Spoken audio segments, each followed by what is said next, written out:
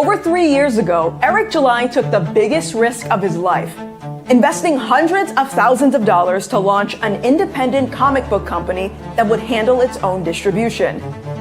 That leap of faith became Rippaverse Publishing. Since then, thanks to fans like you, the Rippaverse has sold over 300,000 books and generated more than $12 million in sales. Its catalog now spans multiple titles and genres with a growing team of creators, artists, and editors, all working to deliver fun, grounded storytelling without the issues that have recently plagued the comic book industry. To celebrate the company's 3-year anniversary on July 11, 2025, we're excited to announce the launch of the Rippaverse Omnibus, Years 1 through 3, a massive collection featuring every single title from ISOM number 1 to Norfolka Glorious Death.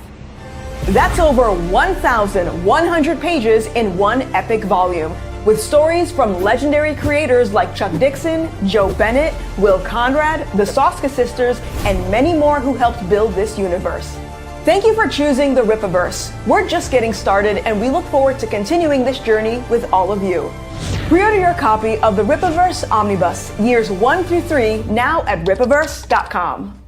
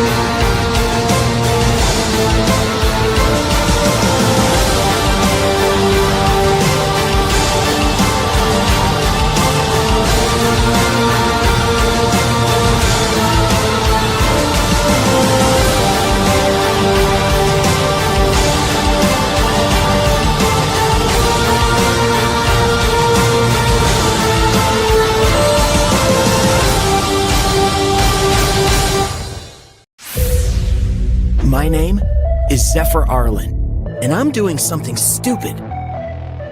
My family? We've got a secret, and I've never been allowed to attend normal school before now because of it.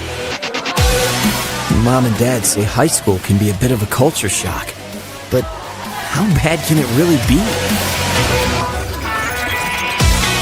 After all, getting up to speed is something I do best.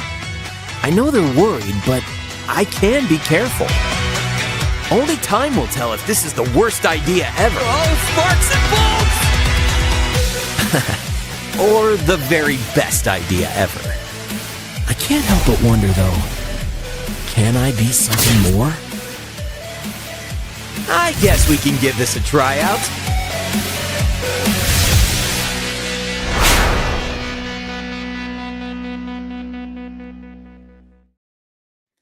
Yo, what's up, everybody? Hope you all are doing well. We are finally back. I know it's kind of been some off and on stuff that we have been doing with the show, but I think we're back in full swing, ready to get this thing rocking each and every week. We didn't have it last week. As you all know, I got an injury a little there on Monday, but I'm back. I'm feeling great, and I'm actually stoked to talk about all the things that we're going to discuss today. Of course, joined by... co-host, Silverback himself. As what's going on, Doc? I'm fucking melting. Yeah, man. I'm melting. It's so hot. I can't escape the heat. I'm not designed for this. I left Korea. Canada. Canada. The United Republic of Papua New Guinea, North America, California, to get away from this shit. Yeah.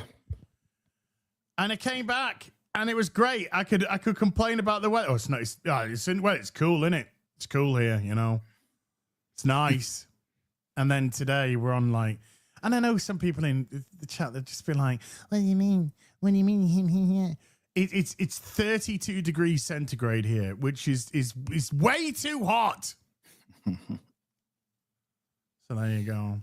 Well, I'm glad you can at least make it to the show. Though. But yeah, we got a lot of stuff to discuss here today. I will start by just going through some of the basics here. As you guys saw, RippaZine number 5 is now live. You can go grab that. It's actually the writing debut of our creative manager, Andrew Rodriguez. You see him in the chat all the time.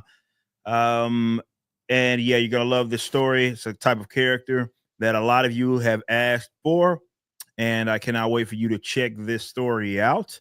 So go grab that. We also, of course, have the McFarlane Toys action figure that's live. The Omnibus. We're in the final week to get the Omnibus.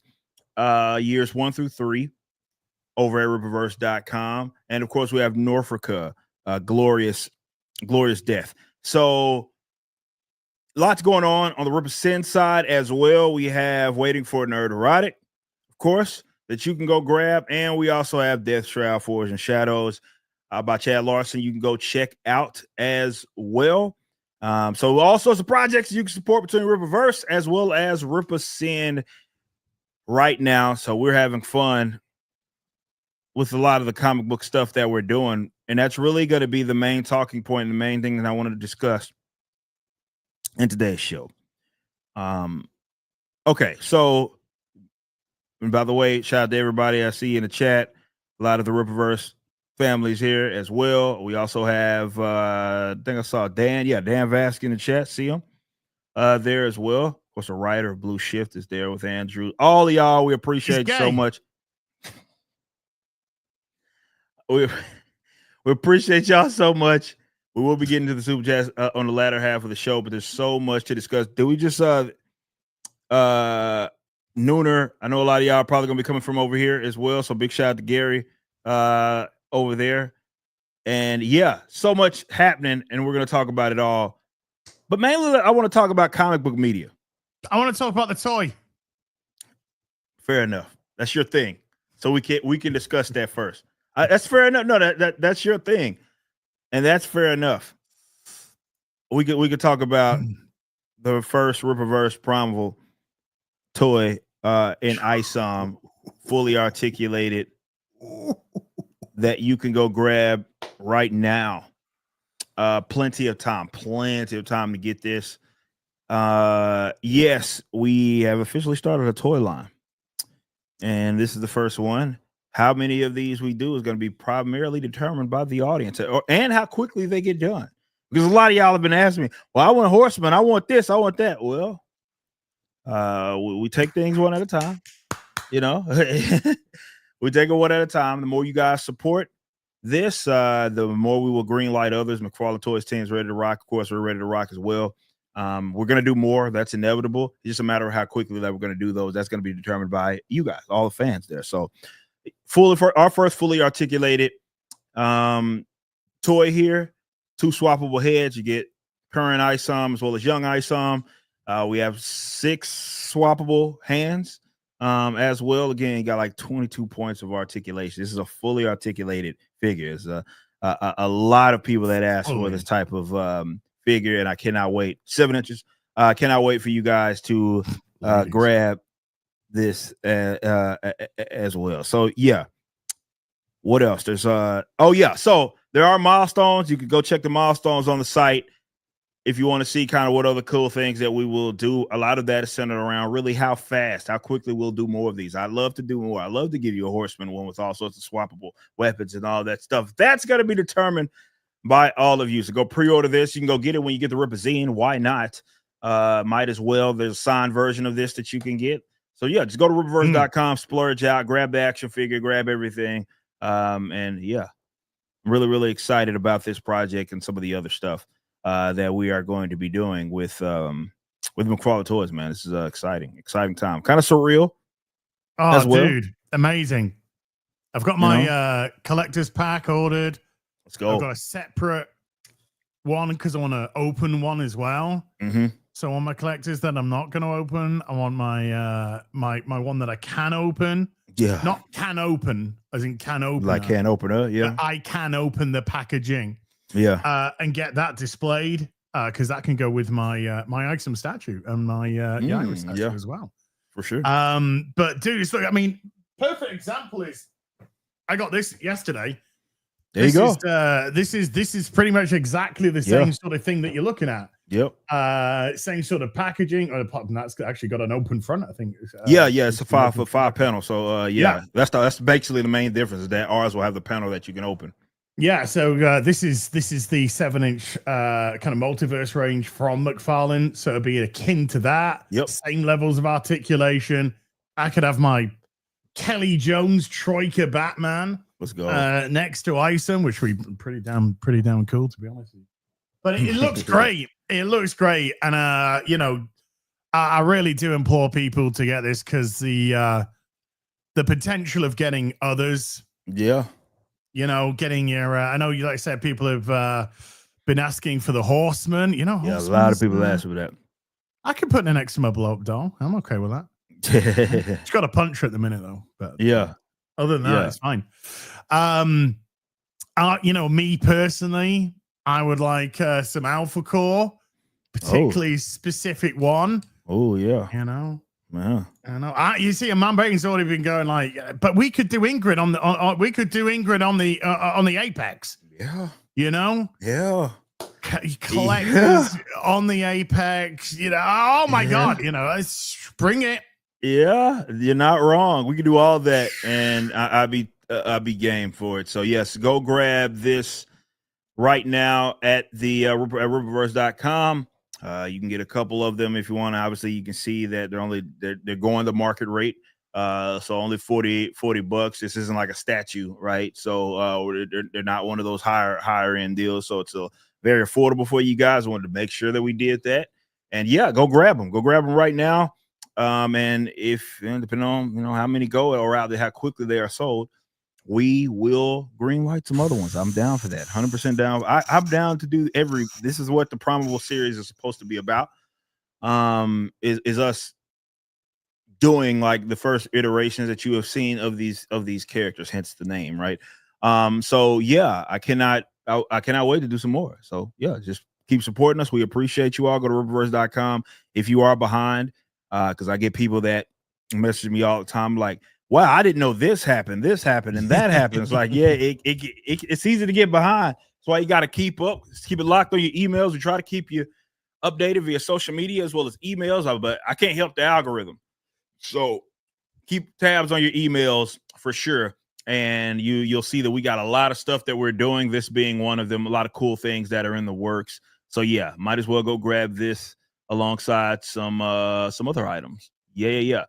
But again, we were talking about like comic book media stuff, man. Is really what I wanted to talk about today.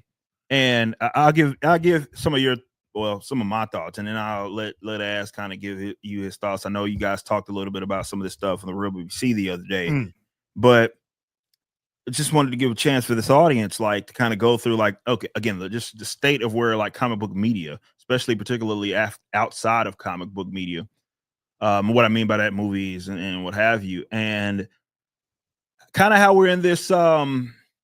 It's in this interesting spot, looking at the box office performance of the latest Superman film, which is like 2 days from now, however long, is actually already about to hit digital. Friday. Yeah, it's hitting digital very soon already. And obviously you have the Fantastic Four. Neither of those films got anything close to like $1 billion. Not to say that every film that is made needs to make $1 billion. That's not what I'm saying. But it doesn't look, correct me if I'm wrong, it doesn't look like this is even good. Like, let's talk about Superman, is even going to hit Man of Steel numbers. Oh, it's no chance. No, it's I just saw the title of the Nuna, and it's just it's a pretty great title. Superman, it is surrendering. It is surrendering. Oh, at yeah, the box office now. yeah, when they were like, "Oh, we're going digital," they've already conceded. The white flags are up. It knows that it's cooked. It's not going to be bringing too much more in at all. It dropped down to 6th last week when numbers came out on weapons came out. Sorry, on Thursday. Freakier Friday came out that same preview night as well. So it was already struggling down in 4th spot. And it was incredible. What was really incredible to me was the fact that Naked Gun, which isn't doing great business. You know, I think there's some good stuff in there. There's some funny stuff in there. Not a patch on originals, but there's some funny stuff in there. But that's going to struggle to even make its money back. It's going to struggle to hit 100 million. It's on somewhere in the 50 somethings million. But for somehow, for like since it's come out, it's been able to beat Superman on the daily. I think yesterday was the first time that Superman managed to beat the Naked Gun on the dailies, which kind of said everything, that it is struggling to get people to go see it. It's currently worldwide on 583. My sort of looking at where it was tracking, I kind of worked out that it's going to end somewhere around 620. It's not going to even hit 620. And what was Man of Steel, like 670? Man of Steel was 668 million worldwide back in 2013, and that's even before any. And like and that's ticket prices were literally half what they are now. Much more tickets were sold. You know, if we bring in inflation, that equates to 930 odd million in today's money. It operated on 225 million budget at that time, which, if you inflate that, goes to about 310. Gunn, of course, responded to very strangely and oddly, but I think he took the bait, responded to somebody that says, I'm hearing that it's got to hit 650 million to break even and be a success, because apparently breaking even is a success nowadays. Okay. Because that's why, you know, movies are made. Yeah, let's throw hundreds of millions of dollars so we can make nothing. Get nothing back. Yeah. And James Gunn said, absolutely not. People don't know how the how the movie industry works. Well, I think one of those people is James Gunn. Because as well as like pundits like you and me and stuff like that, there's a lot of people in our field that have had a lot of dealings within the industry itself, and they understand exactly how the box office works. They understand exactly how loans come in to make up these budgets. There's things that we don't even really take into consideration, like the interest, compounded interest that goes onto these loans. I remember very distinctly during COVID when the James Bond movie was delayed because of COVID and it was hanging on the shelves. And I very specifically remember how the mainstream media, actually, this was it's kind of like Forbes and Deadline and stuff like that, were talking about the fact that when it's sat on a shelf, the amount of interest that film is accruing from the loans is just inflating what it needs to make at the box office. And it ended up being that James Bond movie needed to make around about 900 million to make its money back. Because of this, because of it sat there just accruing interest on the loans for the budget. And it luckily somehow, I don't know why, because it's fucking dog shit film, managed to actually get there. But I guess that's the power of, or was the power of the James Bond brand at that time.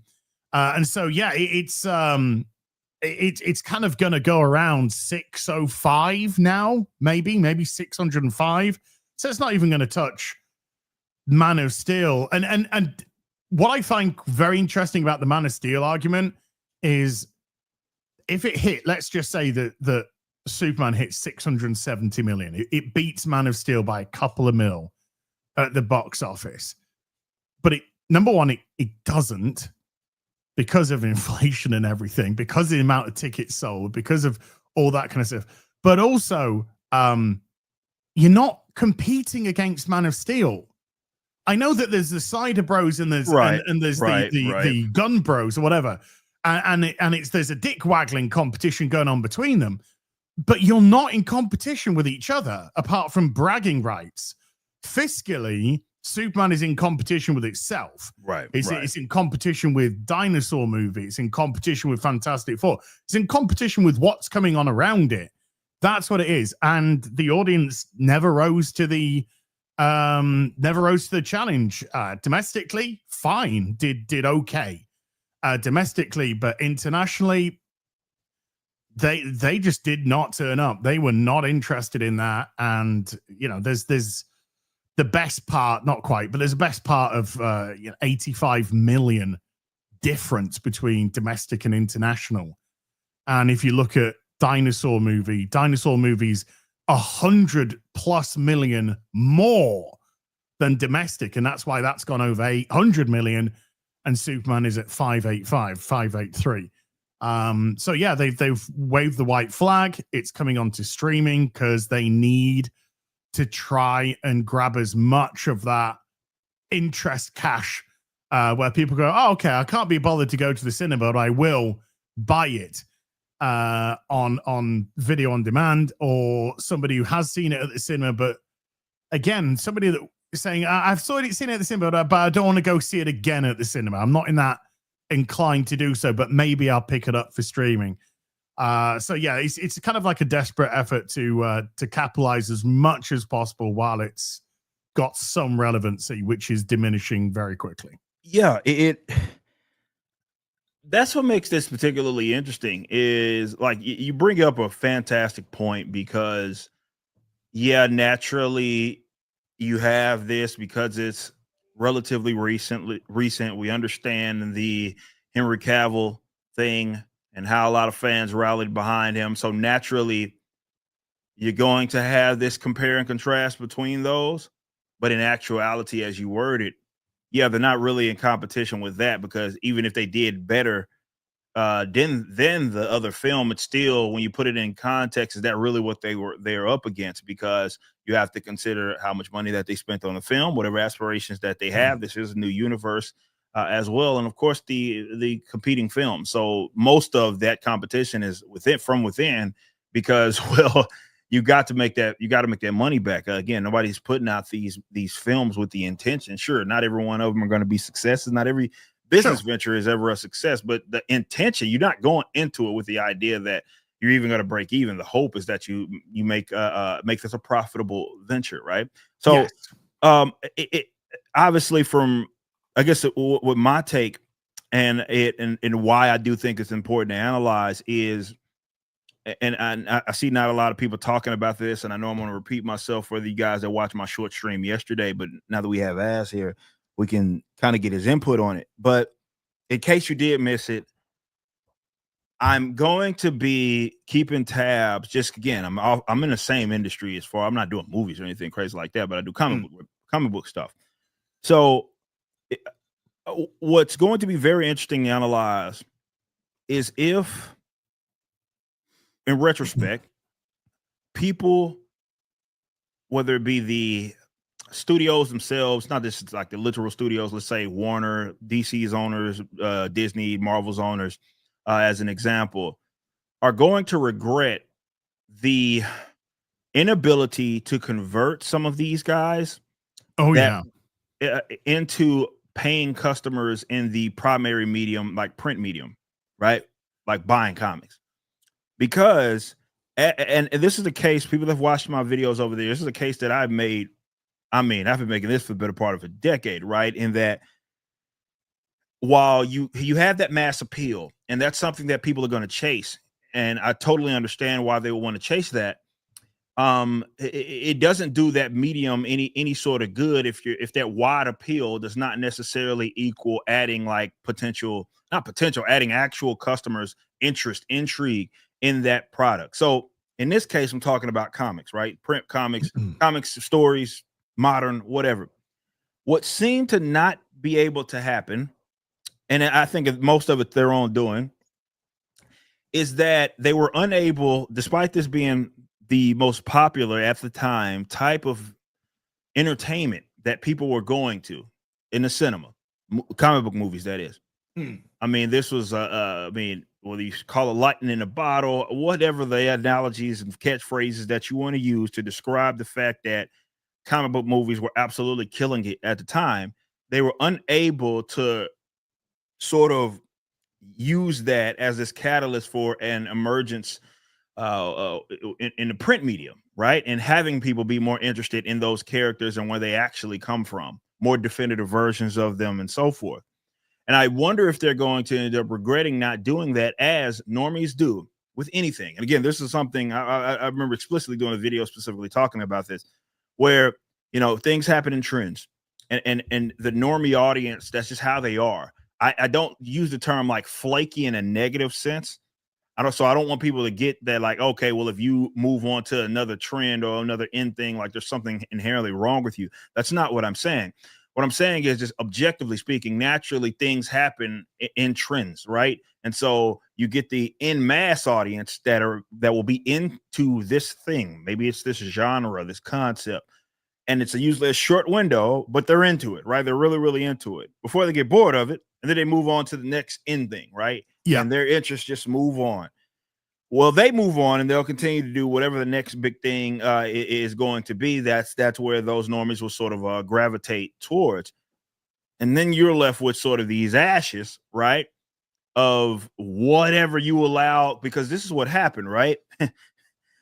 You got something, and in trying to be normie friendly, you got a lot of people into this medium that really weren't interested in the medium at all.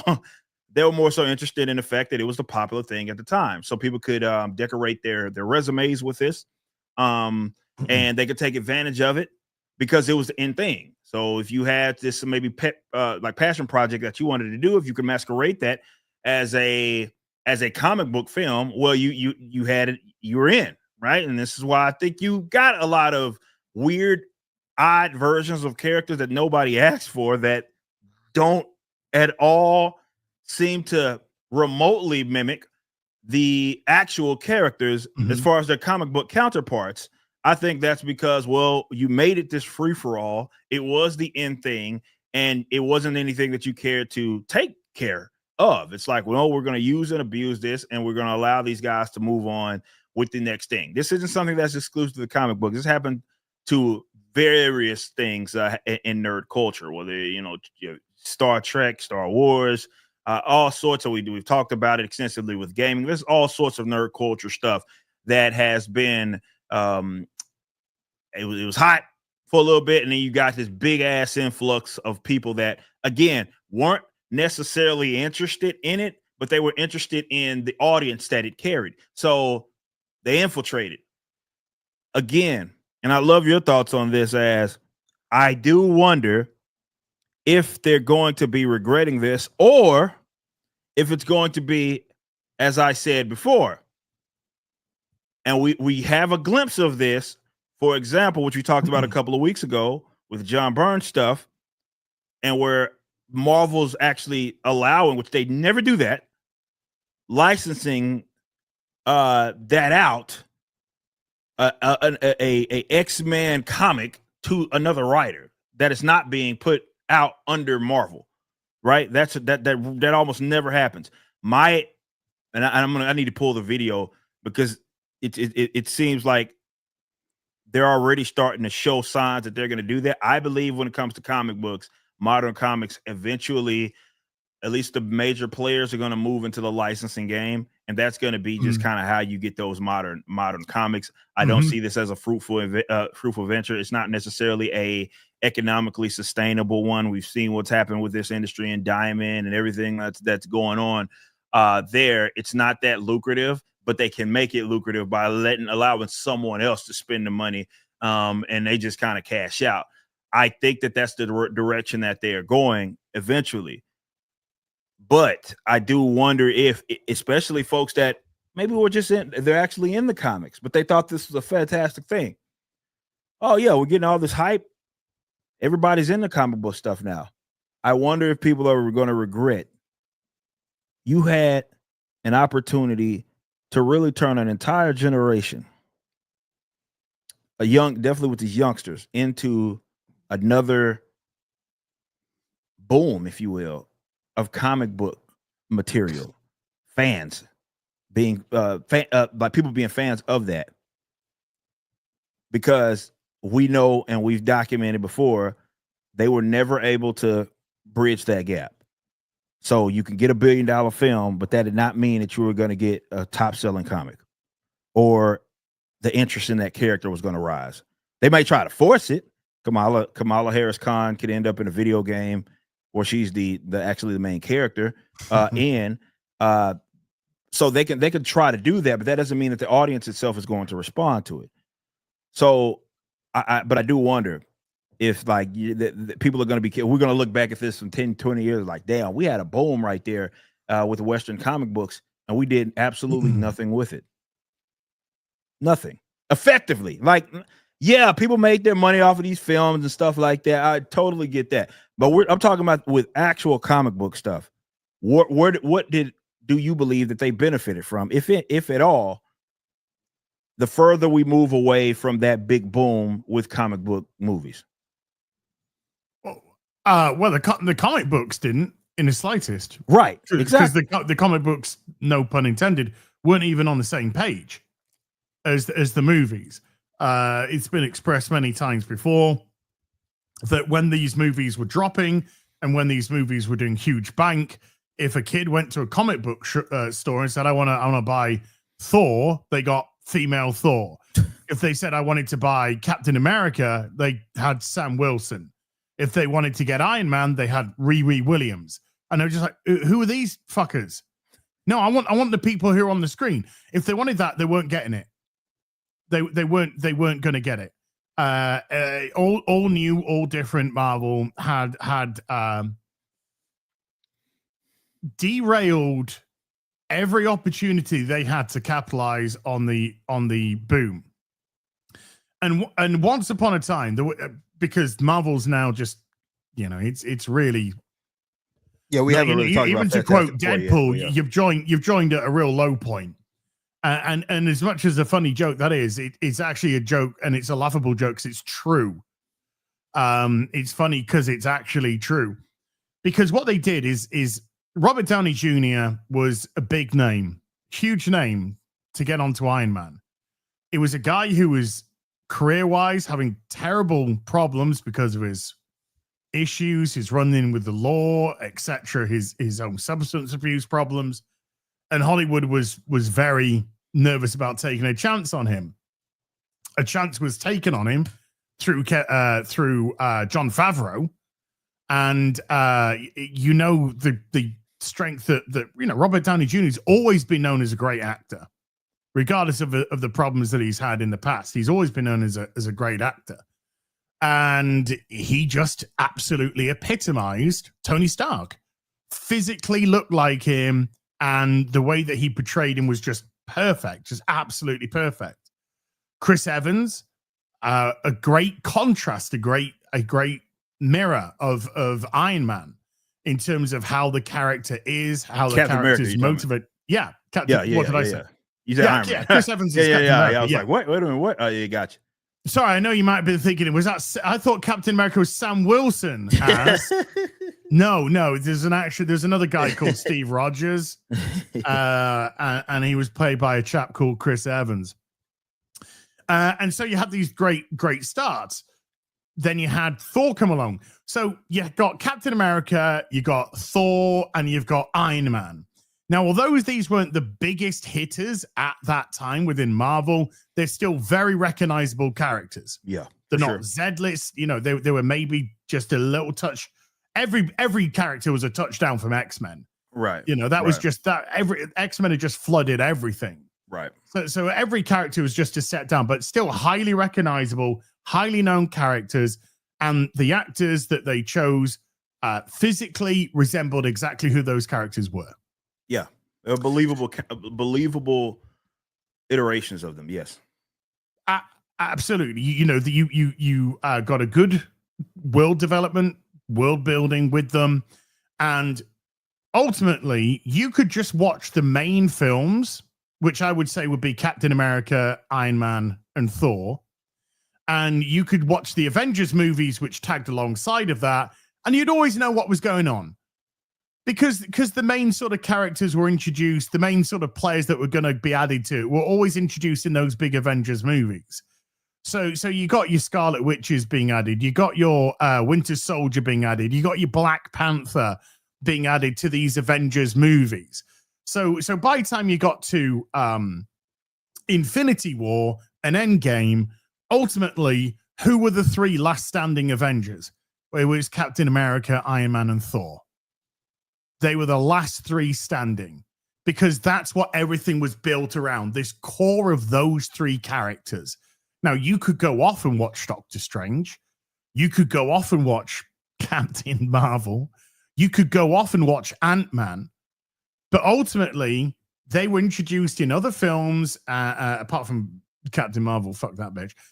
They were introduced in other films until you didn't need to know they tied in with your Civil War. And then they tied in with their kind of story going, oh, yeah, I remember this guy from Civil War. He's the guy that goes small to big and da-da-da. So even a normie audience could just see a select number of films and not feel out of depth, out of their own depth. Now, Marvel are introducing characters which even fucking comic book people aren't buying.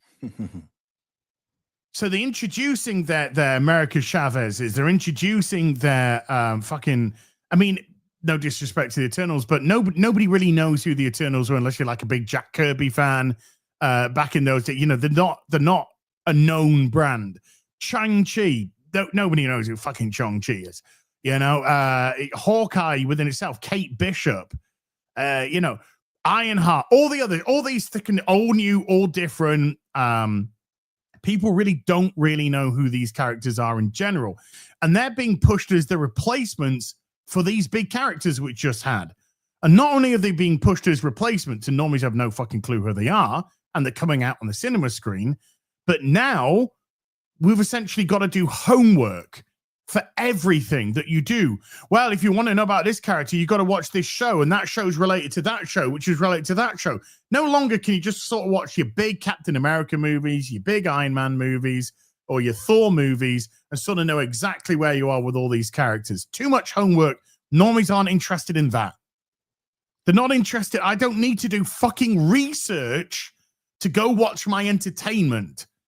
I want to be able to walk into a theater, sit down, and comprehend what's being provided to me. Who's this guy? Why are they important? I don't think Marvel have done, since 2019, I don't think they've done a good job at making any character feel important. Does Shang-Chi feel important? No. Does Captain Marvel feel important? No, because they can't utilize her. Her movie's failed. Proton. Ms. Marvel, no. America Chavez, no. Ironheart, no. Failed absolutely miserably. Kate Bishop, we haven't seen shit about her. None of these characters which have been introduced post-Endgame have felt important. And so even now with the Fantastic Four, it's been difficult enough to get people to watch a Fantastic Four movie in general. The one back in the 2000s, they were lucky to get Rise of the Silver Surfer. Then you got Josh Trank doing his butchered version, because that was a butchered version of what he wanted. But even still, what Josh Trank was trying to do versus what was coming out, it was probably still going to be a fucking diabolical mess. Black bloody Johnny Storm. Now they're not siblings. They're step siblings or. Not even step siblings, but adopted siblings, and because they needed to push, don't need this complication. You don't need this complication. That was bad, man. So they're always up against it anyway. Pedro Pascal is not a cinematic draw. If you look at the movies, the films, not the TV shows, the films that Pedro Pascal has starred in, he is not a cinematic draw. There isn't I don't think there's a single movie that's brought in good money because of Pedro Pascal. So you are up against it with that movie anyway. I thought it was okay. I gave it a 6.5 out of 10. Needs to, do better, but you kind of got something, play with it. but it wasn't good enough for the normie audience. And that's their problem. Did Reed Richards feel important in Fantastic Four? No, he felt very bland, very lost. Did Sue Storm feel important? Not really. Did the Thing feel important? Not really. He meandered, he didn't go anywhere. Johnny Storm was the only one that kind of had an arc, really, comparative to anyone else. And the comic book and the comic books they've never capitalized on the success. So since they never capitalized on the success, now you're going into the downturn. How on earth are you meant to capitalize in the downturn? Well, it's impossible. You missed your boat. Boat was missed. Utterly. I think the boat was missed. And we usually don't do super chats, man, like until the end of the show. But come on, man. $200. Come on, man. Said from my man Zion, says continuing original superhero characteristic integrity is very important. P.S. It was cool meeting you at Bell County. Appreciate it. Appreciate you, bro. Obviously, you, everybody else that we met out there at Bell County Comic-Con. I had an absolute blast. Sorry I couldn't talk about it immediately the week after because I came back, got injured the next day. So I was out that week. But much love to you. Thanks to everybody that came out to Bell County. Big shout out to Iconic Comics team as well for having us. First time we had been under the same roof. Got to meet a lot of you fans out there. It's fun as always, and I appreciate you. And thanks so much. Big shout out to you for that 200 because that's not cheap. That is a lot of money. That's not cheap. That's a lot of money, man. A lot. So, golly, man, you crazy. Crazy. Seriously. Zion, appreciate you, man. 200. That's not cheap. That's a lot of money. Much love to you and appreciate you stopping by. And yeah, we're kind of talking about a lot of the comic book stuff. And that's my thing, as you brought up some fantastic points. My argument was, and look, maybe I am looking at it a little selfishly because my aspirations are not the same as what some executive that is, again, some sort of chief executive for a multi-billion dollar corporate entity, right? Sure. And I've conceded that. It's partially why I started my own company. I've conceded that, look, I'm not the guy that they're really targeting as the buyer of their stuff. And what, you mean somebody that spent years upon years collecting, enjoying, loving, that is partially responsible because of that for keeping the brand alive and active? Yeah, you're absolutely right. You're not their target audience at all. It sounds crazy because it is, but that's where we're at. That's where we're at. But I've conceded that. And, you know, the way that I see it is like, look, I do believe that they could have had that still had that appeal that they had while also servicing their core audience. And in doing so, you would have did two things. Okay. One, galvanize and basically got these guys excited, like myself and the other people that have long been comic book fans. This wouldn't be their first rodeo. They're not first learning about Iron Man and Iron Man 2008, 2009, right? So you galvanize, you get them stoked. On the other hand, you're introducing a bunch of people that may know of character, but they don't know the character to that character, which oftentimes means they're going to buy other things, particularly relating to the story, to learn more about them. And therefore, you convert someone that maybe that wasn't their thing. Let's say a comic book as an example. That wasn't their thing, but they enjoyed a movie. They would have been far more encouraged even to go read a comic, right? But because it almost seemed like they were running away from their own history, working extremely hard to not make adapt accurately main storylines. Because why would you? Cool? Why would you want to adapt main storylines which made these characters as big as they are today? That's made them last decades upon decades. When so many franchises, characters, comics, companies, brands have died have shone really brightly and just gone as quick. Come and gone. Yep. But this has stayable power, lastability. Why on earth would you want to adapt the stories which made these characters great when you can give it to some TV writer that can put out a bunch of manure? Yeah, but he says yes to them. So he said, don't make this comic booky. We don't we don't like it when the comic book stuff is comic booky. Right. That's what I mean when I say, you put that perfectly. That's specifically what I mean when I say, again, like running away from that. And I know I'm kind of beating a dead horse here and constantly mentioning this, but the reason why I think it's so important, because around the same time, there was another comic book industry that was on the rise that had the opposite problem. In that they didn't have one, and that's manga. And I thought you were going to say Rippaverse for a second. There, well, no, yes, of course, there's independent comics out there that have done some great jobs as well, but particularly at that level where they have reached international success.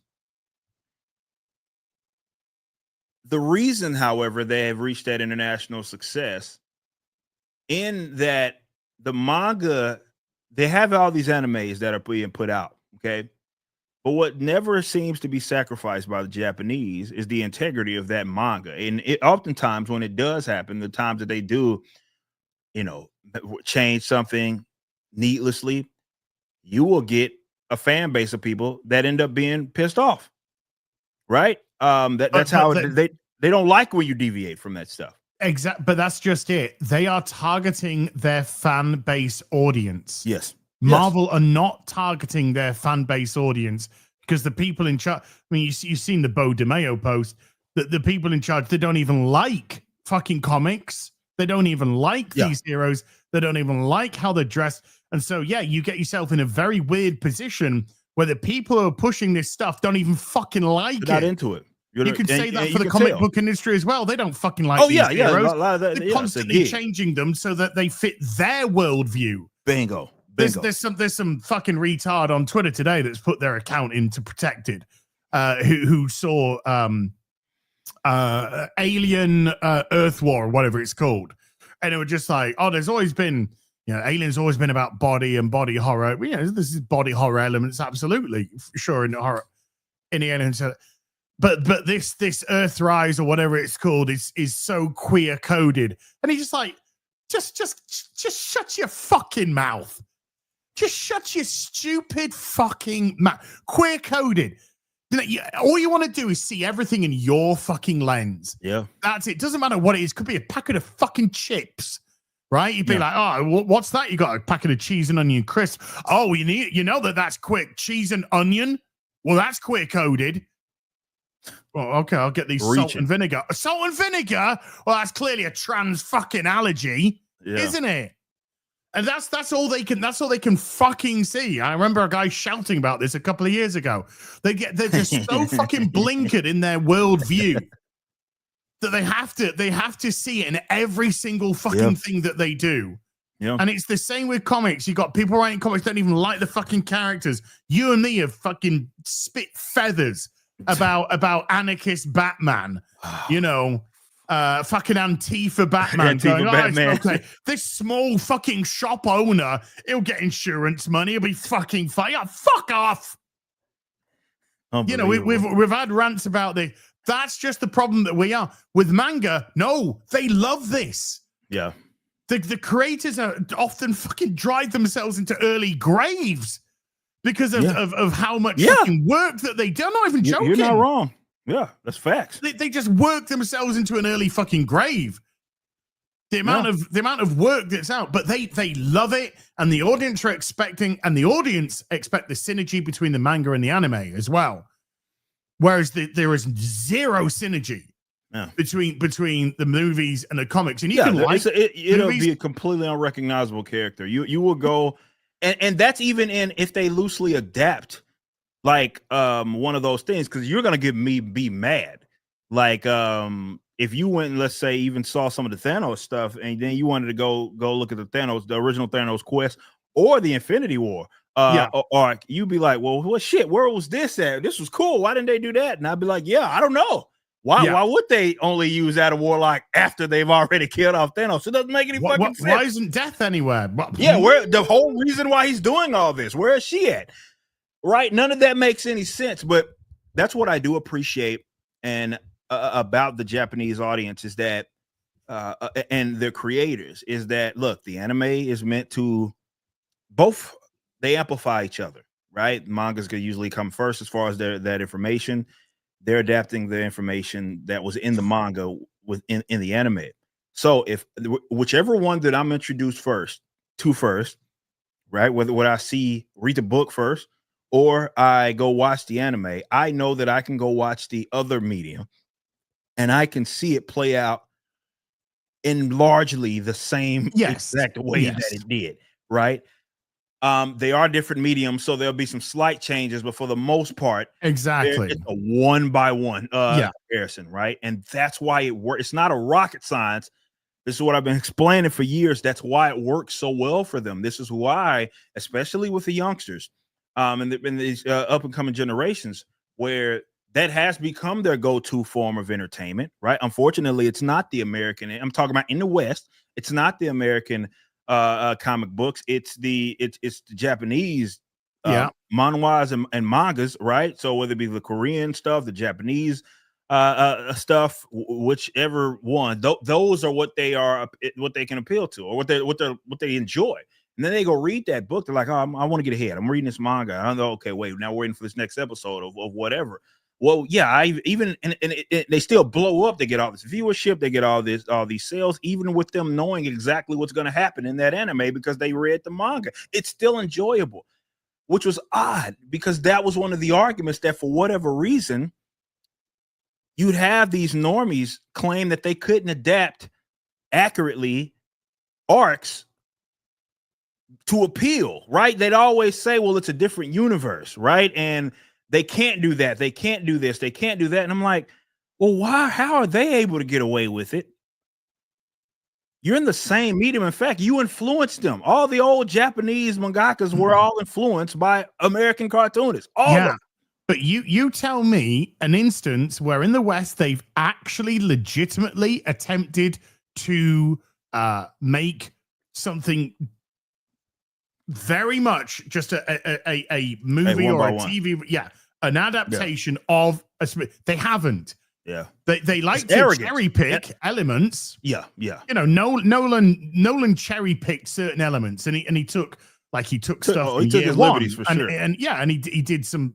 You know, there was some good stuff from year one, but then he would go off and just do either something completely different. You'd have year one, and then you'd have something from Ra's al Ghul that would go back to like Batman 2, 3, 4 or whatever it was, and then you'd just be moving off into something completely different. This was this was inspired by Batman Prey from Legends of the Dark Knight. Right. So what you tend to get is a chimera, an amalgamation of different stories. One of the massive criticisms that I have about Batman v Superman is you have this first meeting between the two characters where Batman is actually in his Dark Knight Returns arc, and Superman, you haven't even met Wonder Woman, and Superman's going to go through his fucking Death as Superman Doomsday. It's just like, Zach, you're dealing with stuff which is, I think Eric's fucking gone. You're dealing with stuff which is like 20 odd years down the fucking line for Batman. Yeah, Eric's just crashed. So I don't know. Am I still live? Let me just see if I'm still live. I'll do it live. Yeah, I'm still live. So you're doing with stuff. Yeah, he's just crashed. He's just texted me. He's just crashed. So you're doing stuff with Batman where you're dealing with a 60, 70-year-old Batman from the Dark Knight Returns. Sup, everyone. You're dealing with Superman, the Death of Superman, which is meant to be chronologically 10 odd years into the history of Superman. They've only just met Wonder Woman as well. So there's no world building. He's just literally gone from 0 to 80 because he's just so desperate to cram stuff in. But, and I love to use, I love to use, sup ladies? So, hey. Sup ladies, how you doing? Yeah? And I love to, that I love to use Nightfall as an example because Nightfall in the comics was broken up very specifically into 3 major arcs. There was the Nightfall arc, there was the Knight's Quest arc, and then there was the Knight's End arc. If you were going to do the Nightfall storyline, would you do it like the Dark Knight Returns? Would you do it like the Dark Knight Rises? No. The Dark Knight Rises tries to take Nightfall and merge it with No Man's Land, and you got nothing. You got just a mess because those 2 stories were very fucking different and were saying very different things about the character of Batman and where the character of Batman actually was. So you can't make those stories mesh well and work, and it didn't work. Dark Knight Rises was a bit of a mess tonally.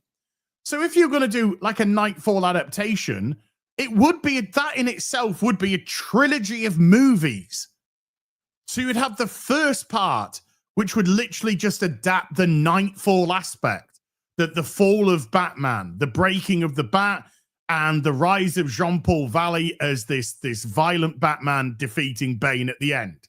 Then the second movie would be going into the demise and the madness of Jean-Paul Valley, because you would have established the Order of Saint Dumas. You would have established the fact that he was literally a trigger assassin. You would be establishing in that film how the assassin triggers are taking over, and he's getting more and more violent and more extreme to the point where he starts killing criminals and just essentially launches all-out war on anybody that dare go against him, be you law enforcement or be you criminal.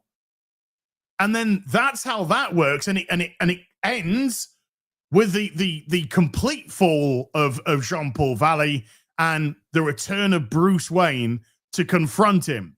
So then the third film would go into the Knight's End, which would be Bruce training himself back up to fight Jean-Paul, the coordination of Tim Drake Robin, Nightwing, Catwoman, his allies that would all attempt to take out Jean-Paul, which would lead ultimately to the final confrontation between the two. There is so much source material there that can easily be used to make those 3 movies. And they would be synergistic. They would work. They would have all the material for you to look at. There's 19 parts of Nightfall, 3 extra parts if you add the uncredited Shadow of the Bat story arc with what happened with Scarecrow, what the ultimate fate of Scarecrow in that. So you can literally cherry pick out of those 21 parts, 22 parts, which you're going to use and which you're not. Which stories can we just sort of like cut or amend or just put together, but it would still work because it's all part of that same story anyway. But has that been done? Will it be done? No, likely not. We've scratched our head so many times as to why in how many years now, over 30 years, there hasn't been an adaptation of Kingdom Come. You've got James Gunn's Superman running around in the Kingdom Come Superman logo. But does his film have any resemblance whatsoever to Kingdom Come? None. Zero. Nada. Not at all. And so if James Gunn wanted to portray a story that would ultimately lead to where Kingdom Come starts, then you would have to, then the main villain of this first film would have been Magog. And that's who your villain would be. You would see the conflict, the chaos between the heroes. where people are literally been unable to distinguish who's a hero and who's a villain because of how reckless they're all becoming and how tribal it's just become. And then you would have Superman, who's trying to be this beacon of hope, trying to be this guy that's lit the way for however many years at that time, being brought up against a guy called Magog, who's, as we'd say in wrestling terms, getting cheap heat. Because Magog's saying, look, I'm going to do what these heroes refuse to do. I'm going to take these villains out.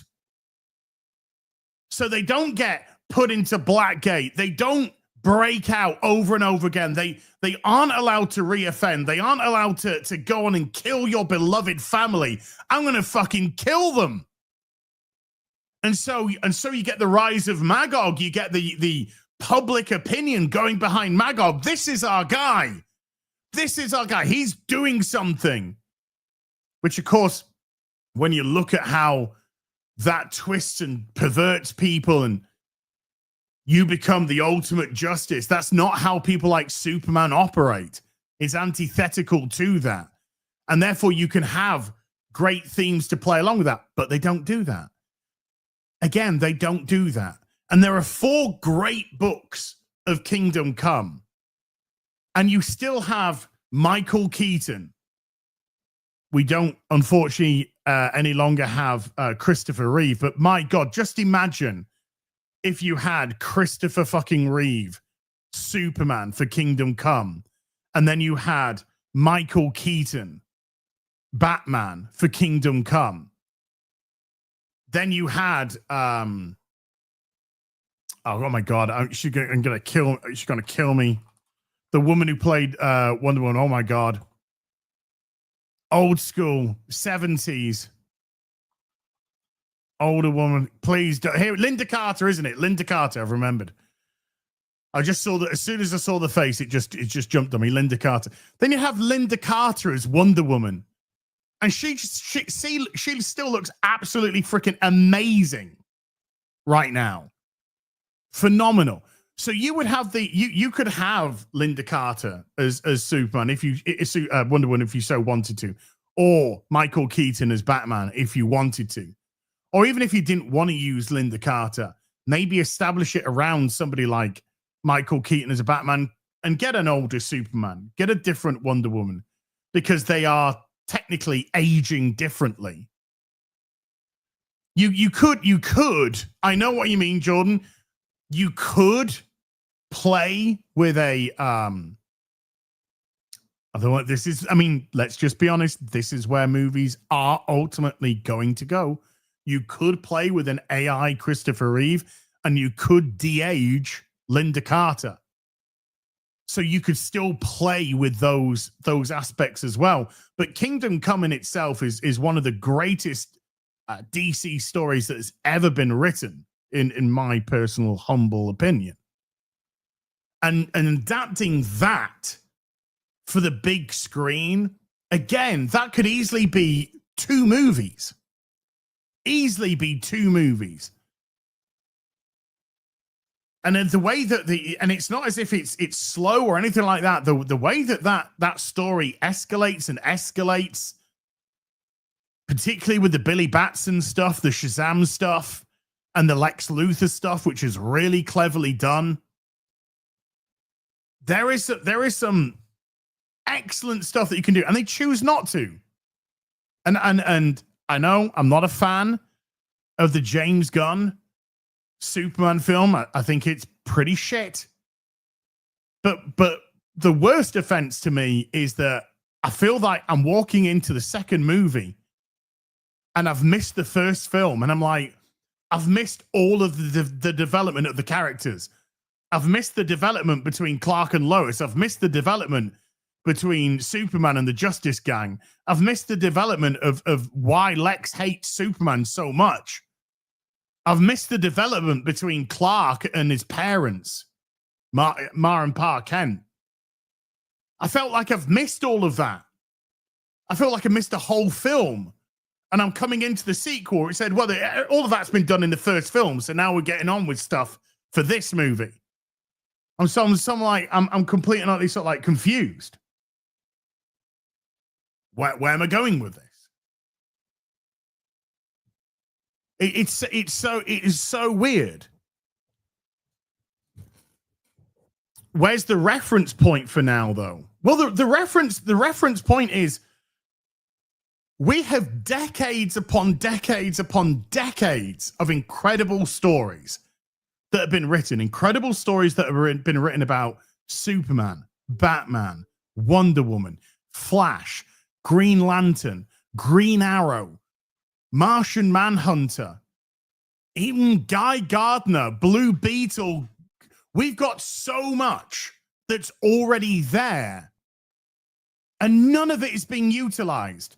We're getting just like I said, we're getting people that are picking up a book and they say, well, I saw this, like with the glasses, when they reference in the Superman film that, oh, you know, the reason why people don't realize Clark Kent is Superman is because the glasses have got this like perception filter on it. And so you look at them, the hypno glasses, and you don't realize. We didn't need to have any of that. There was no need for any of that. But there's a panel back in the 1950s or 60s comic that referenced this. And therefore, because I made reference, I am ergo comic genius. You're not. It's fucking easy to cherry pick fucking pieces here and there.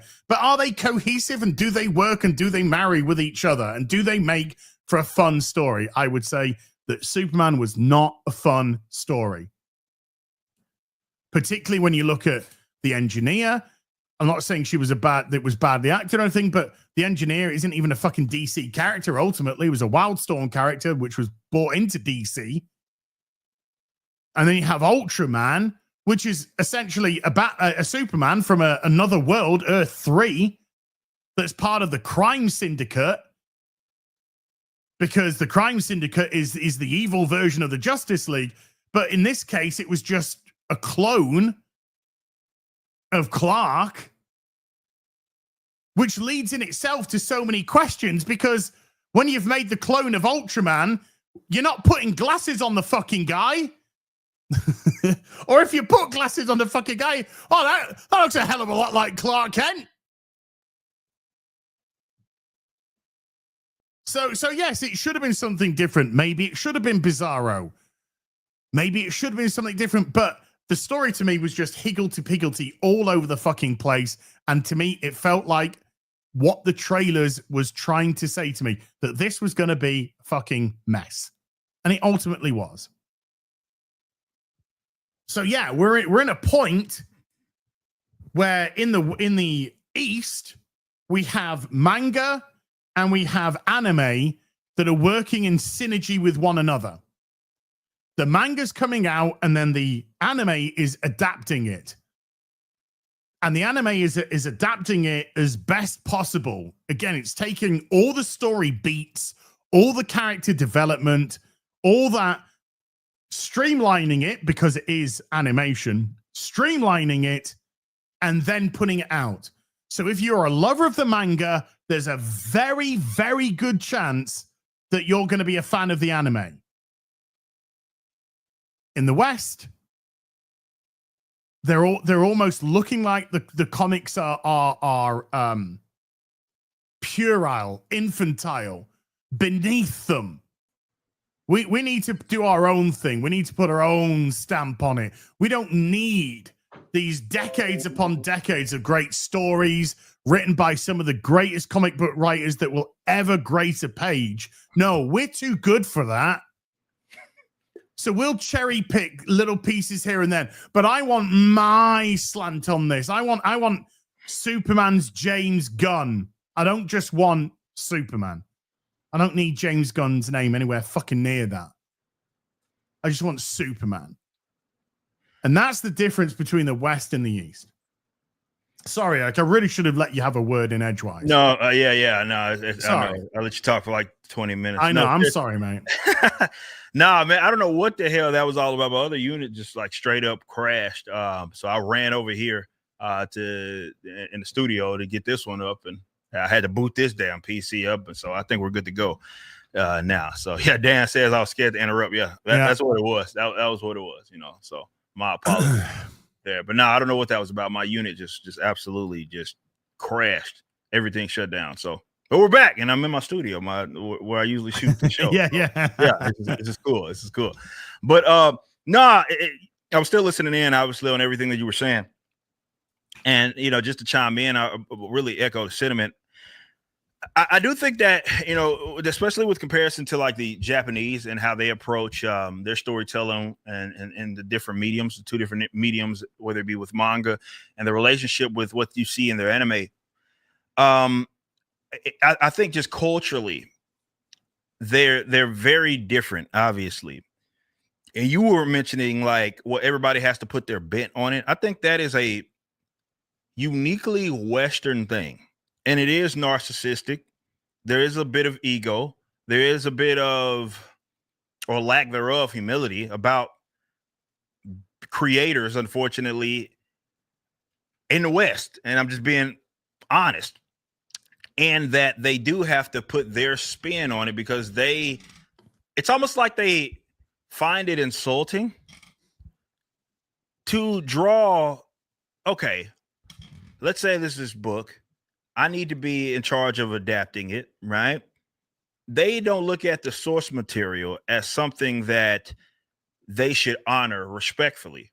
And even that could be an indication on your own talent, right? Because that still takes talent to be able to do that. You want to accurately depict something and show, these characters in full motion and movement. That does take a bit of, obviously, a bit of talent to do.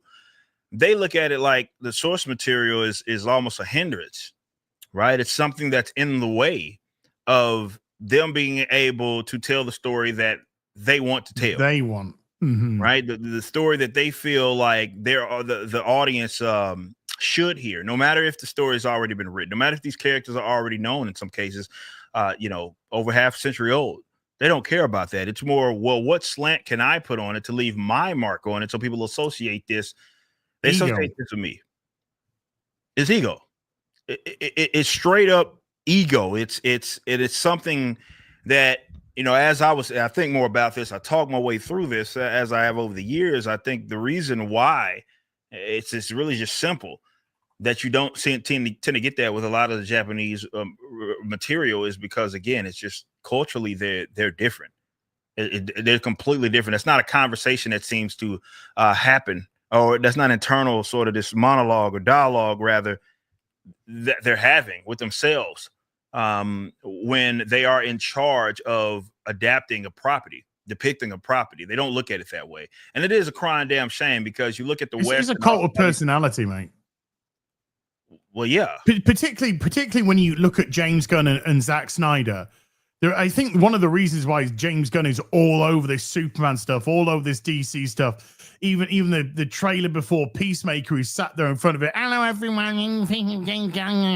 It's because he's just trying to outdo the fact that it was Zack Snyder's Justice League, which was separating it, of course, from the Justice League, which came out because that was Joss Whedon's. That was ultimately, Joss Whedon's one.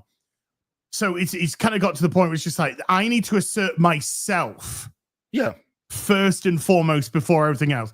And you are never never better than these characters. Never. None of you guys. Yeah. And I think a lot of these directors look down. They look down on comics. Comics are just silly books. They're just silly books for nerds. I'm a director. I'm a big important person, and therefore my stamp will be placed on this, and you will love me. That's not what popularized it. You didn't popularize any of this. And when you're long gone, these characters will exist still. They will outlive you. Yeah. And they'll outlive your name. And there's nothing wrong with that, right? No. It's nothing wrong with that. But when you do make it all about you and how you view things, what you like, what you enjoy, or what again, it's your big ass ego. And if that's how you approach it, well, yeah, you do look at source material like it's a burden. It's a hurdle, or rather, something that you need to try to get around instead of actually utilizing it. And it sucks. It really does suck because in the West, there's all these awesome, amazing stories that have been told, not even just in American superhero comics. So many awesome stories that have been told that, most importantly, they're proven. right? Like there's already an audience for it. There's already people that know about it. There's already people that like it and enjoy it and are willing to spend money on it. You don't need to reinvent the wheel here. You just need to accurately adapt it, you think. And again, I think that relationship, we'll be looking at that down the line 10 years from now, 20 years from now. I think we're going to be looking at this moment of time like, man, we really had a golden opportunity to convert a lot of these people, man, into comic book like enjoyers. And we didn't. But you didn't get any, and that's just sit and think about that. As the comic book industry, we're like literally crapping out $1 billion films, and almost none of that turned into this big boom in the comic book buyers. No, none of it did. None of it did. That is crazy to think about. It's insane. Well, were they helping each other? No, not even close. Unfortunately, no, they were not. They weren't even. There was no cohesion there, at all. I mean, at worst, you'd get them doing something silly in the live action, and then trying to bring that over to their main universe in the comic to justify its existence. Right? You got that sometimes, but never really the other way around where, okay, the story's already predates this movie. So all you need to do is just, okay, look, we're going to introduce Thanos. It gives us an opportunity. There's some audience members that might not be familiar with the character, but it's really, really cool. He's really cool during that period of time. You really got two. You can use OG Captain Marvel, or you can use Adam Warlock, right? You've already alluded to him existing. Why not just, center this story around the Infinity Gauntlet arc, which we are technically adapting because, well, Thanos is on this quest to get all these Infinity Gems, or whatever they call them I don't know what they call them in the Marvel Cinematic Universe. The story's already been told. There are some very important things that happen within it. Again, you talk about the connection with Adam Warlock. So if you wanted to introduce new characters, you could. Everything was already there. In fact, some of the guys you had in part of the Infinity Watch are already there. Gamora's already there. Nebula's already there. This was a layup, and they decided not to do that. They wanted to do their own thing, and they did end up introducing Adam Warlock, albeit maybe a little silly version of him, long after Thanos was gone. This wasn't Adam Warlock. Well, yeah, it wasn't. It was in name only. Let's just say that. In name only. So, yeah, it's not a black pill for me. Obviously, there's been a lot of people that have seen independent or gone independent and started doing their own thing. They're building their own universes, not even talking about the Rippaverse and what we do. I do believe that there are those out there that are going to build and maybe not make the same mistakes. And sure, they might not be as big as a mega corporation, but there's going to be an audience for that. Still, it is very unfortunate for those of us really that have, been comic book buyers. It's been such an awesome culture. Met some friends that you know and love through enjoying of this medium, and they squandered, for lack of better terms, an opportunity to really, again, get your current base that you already have more stoked, while also adding new people into this pool of potential buyers. And they just said, nah, we're going to do our own thing. And then you add in the mix some of the cultural issues that happened out of this, which we talk about quote unquote wokeness and how that just infested everything. And then unfortunately they were using these characters and decisions that they were making in the name of this quote unquote wokeness. Right. And obviously the quality suffered immensely. This wasn't even something that was just at the story stage, though that's the more obvious one. This is stuff that impacted the entire industry and their hiring practices with people that are actually on set, even making these films, helping actually literally film these movies. It's just something that infested the entire industry. So you couple that with the arrogance that already exists, it was a recipe for disaster. And it does suck. I think people may get it twisted. I mean, that you think I like the idea that someone can put out, or this company can put out, or will put out this massive, this property, like in a Superman, as an example, one of the most recognizable characters to ever exist in human history, for that matter, and it do worse than its predecessor. Like, Yeah. there are people that think I want that. There are No, people that but think we want that. Like, but we enjoy also that. you want a good film. Well, obviously, yes. That's the problem. My opinion, this wasn't a good film at all. Yeah. I mean, there's a clip now that they've brought up behind the scenes where James Gunn is telling David Cornsweet that when you're doing your speech at the end to Lex, you got to be showing Lex how he's upset your feelings, how he's hurt your feelings. I'm like, what the fuck are you talking about? Fucking, you want a Superman that needs to, oh no, I need to show Lex you for it. He's hurt me fucking feel. Oh, fuck off. You think that's Superman? No wonder this movie's been so fucking mild in its reception. I think a lot of people have particularly seen the marketing, gone, Jesus Christ, this is all over the fucking place. For a start. Yeah. But ultimately, I don't think they think this character is really resembling who Superman truly is. It's this weak sauce, more the man than super.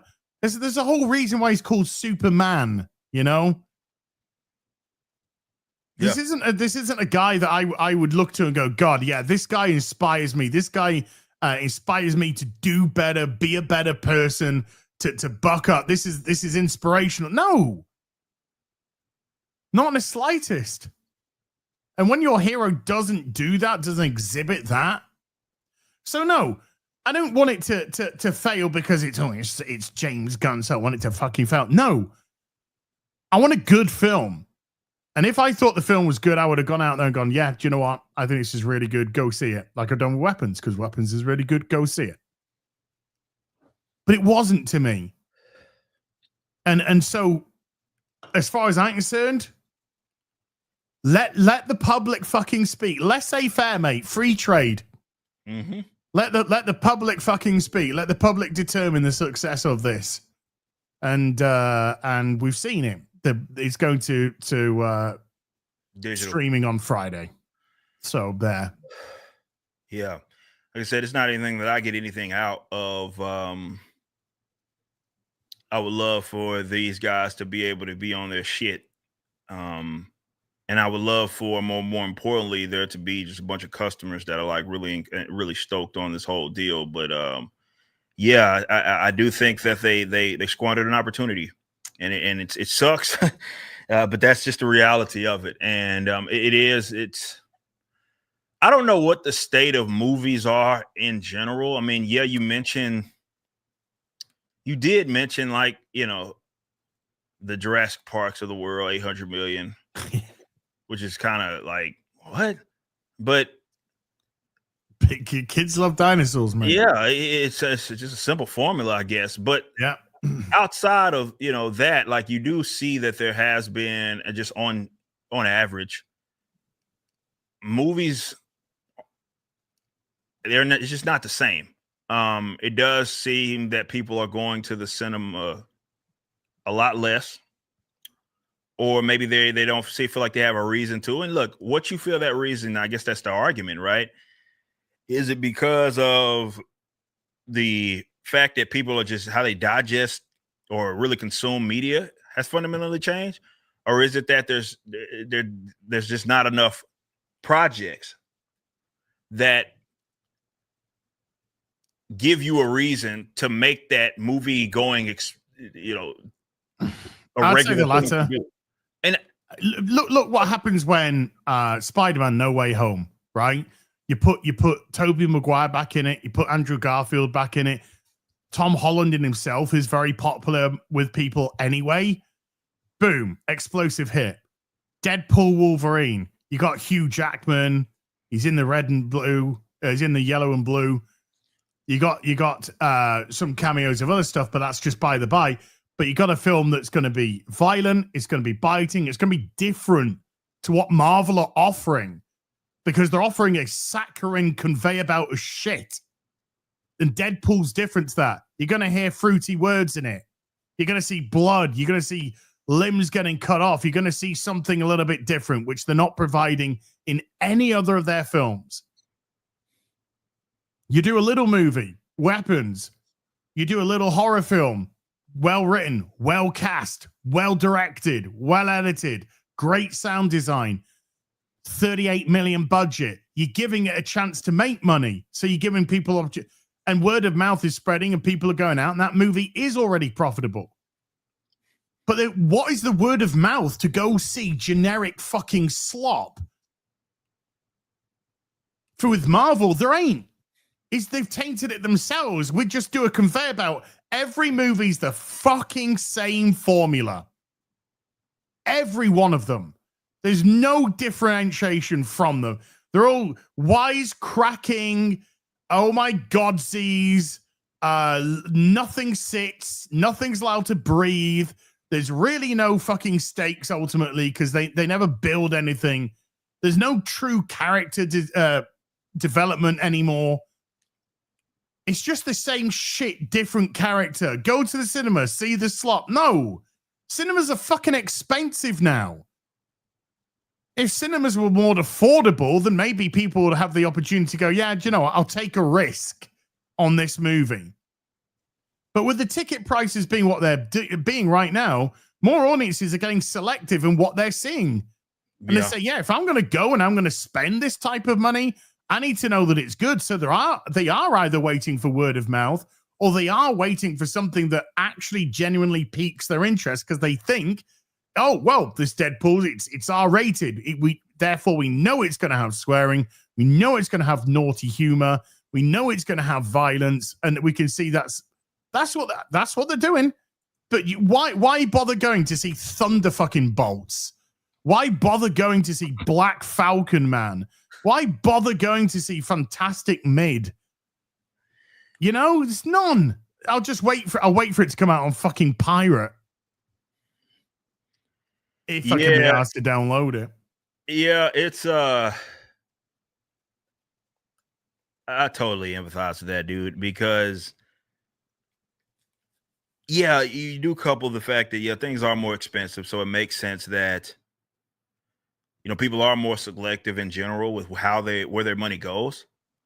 So you feel like, well, if I don't have to see it and then I don't have as much disposable income, if anything, that should be more of an incentive to get on the right track.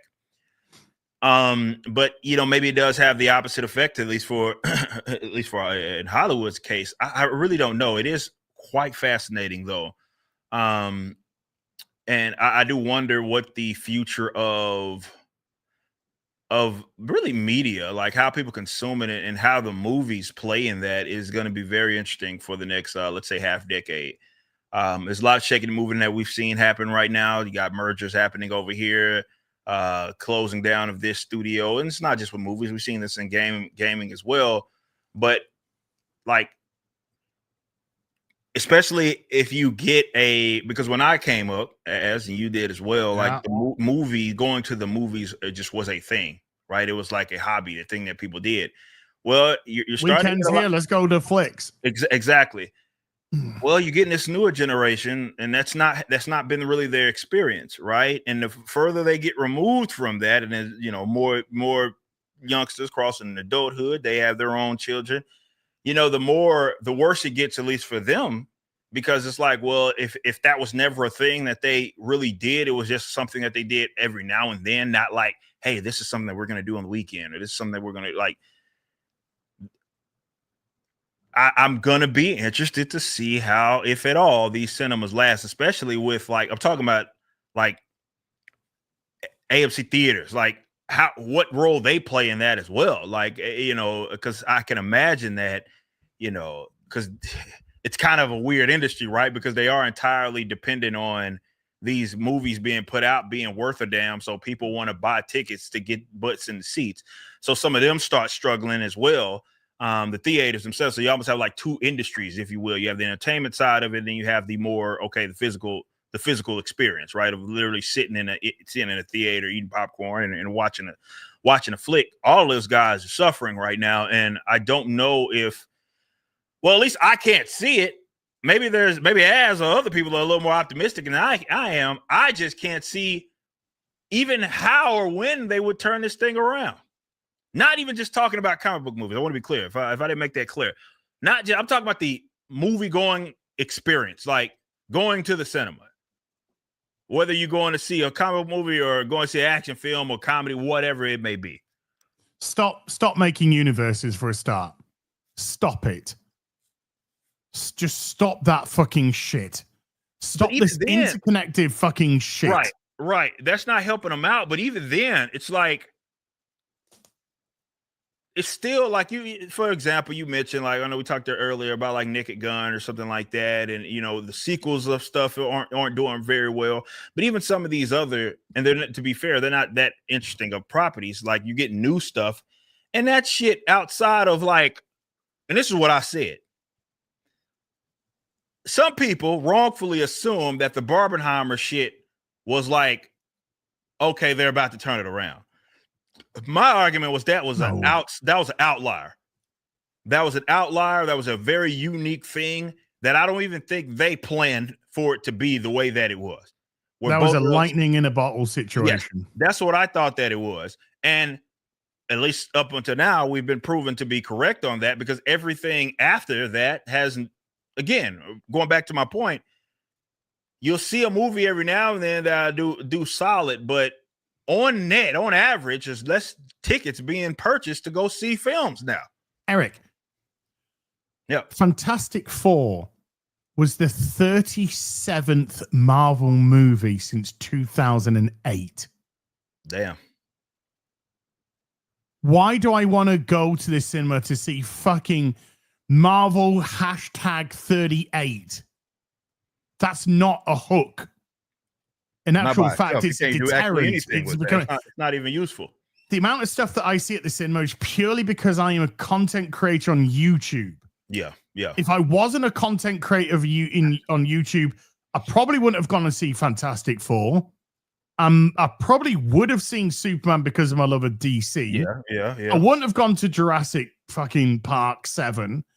I wouldn't have gone to Thunderbolts or Captain Blackman World of Black. I wouldn't have gone to any of this shit. There's so many things that I wouldn't have even fucking touched. Yeah. But that's what and that's exactly what the normies doing. The normies responding in that way.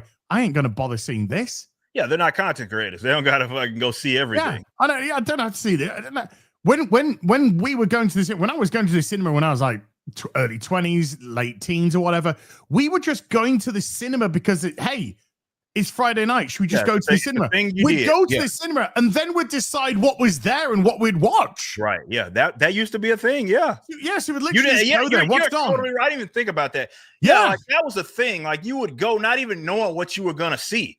Yes. You just go and we collectively agree we're gonna go watch that movie. Yeah, let's go. That's the new Tom Cruise or whatever flick, or there's this thing. There would be kind of not that much that you would be, like Batman 89, for example. There was such a huge sort of marketing around it and it looked great and it was different. We're saying, oh my God, Batman's gonna be like dark and shit. You're only used to the campy Adam West stuff, and there's now wrong with that for a start. Yeah. But it was something completely and utterly different. There's nothing different now. What the fuck did Eternals offer anybody? Apart from a waste of fucking 2 hours of their life. It saved lives, though, to be fair. Why? Because some gay dude fucking smacked lips with another guy who wasn't gay in real life, by the way, for half a second? Probably more people kill themselves after they watch the fucking Eternals than they fucking save lives.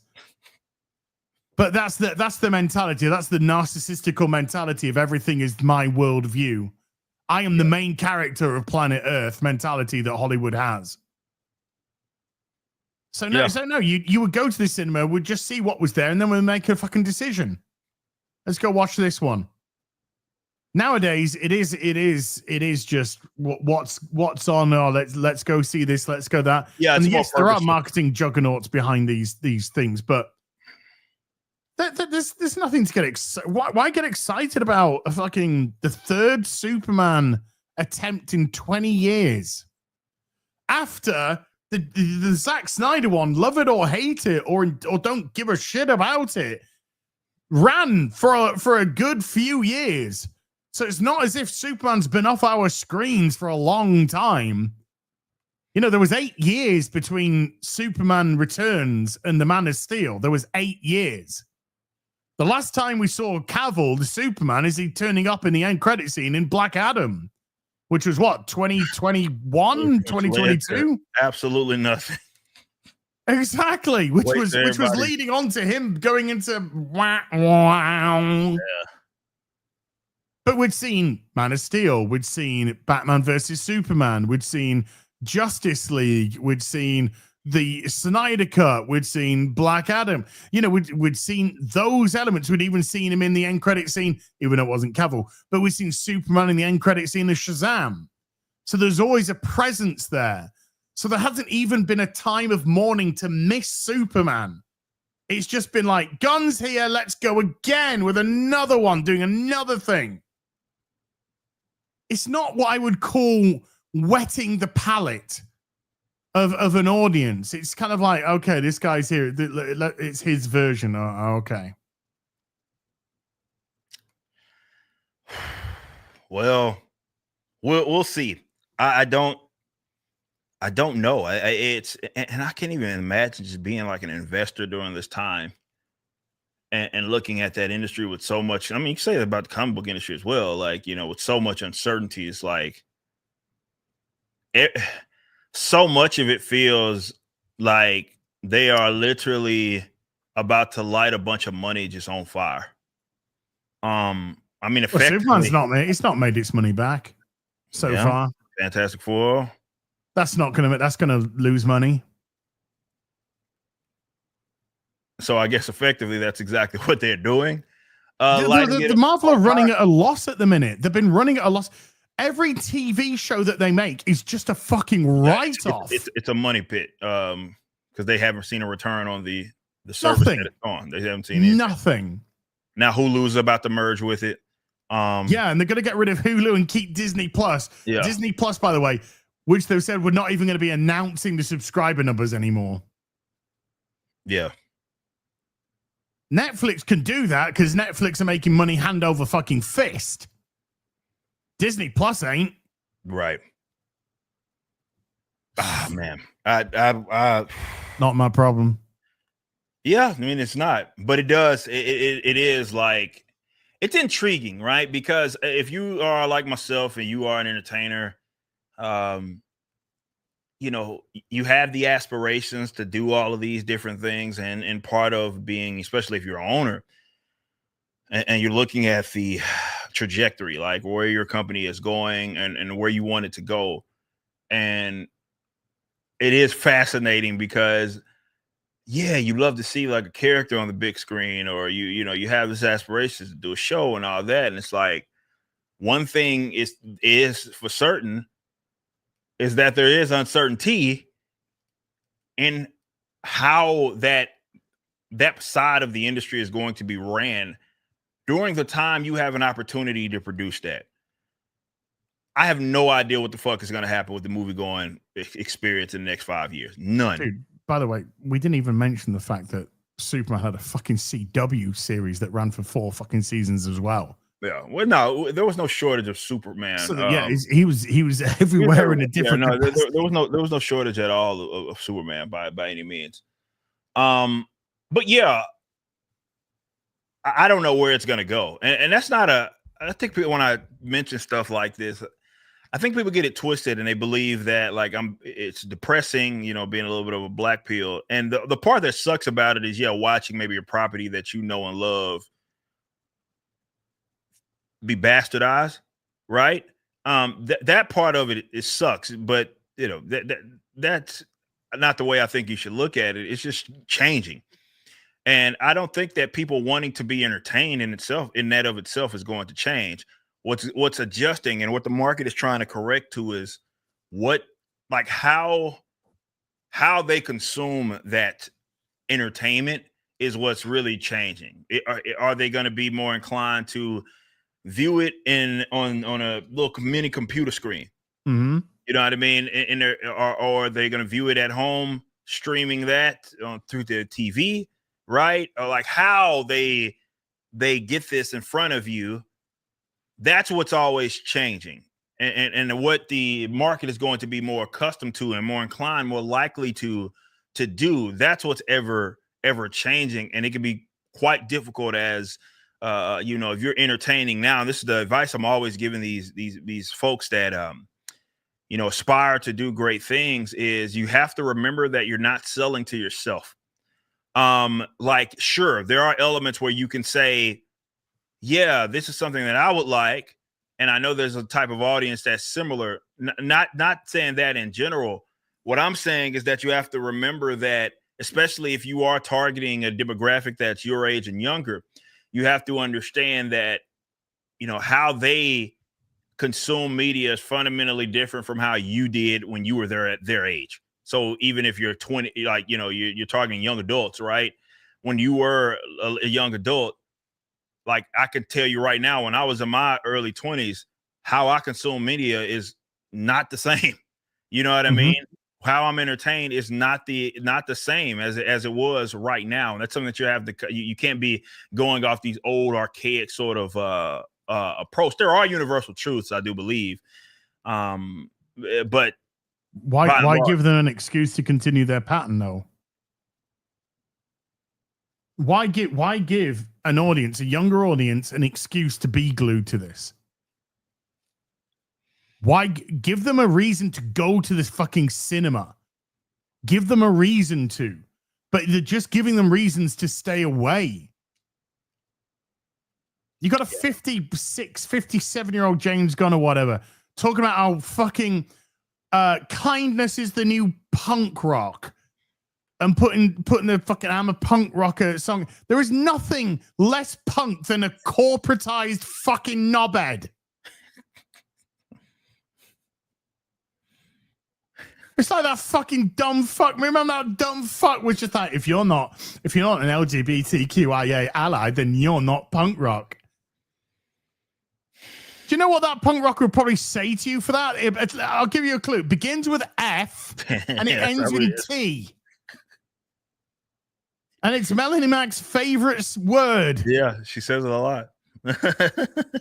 That's what you get fucking thrown back at. It's this corporatized coolness is the furthest thing from cool that there could possibly be. Hello, fellow kids.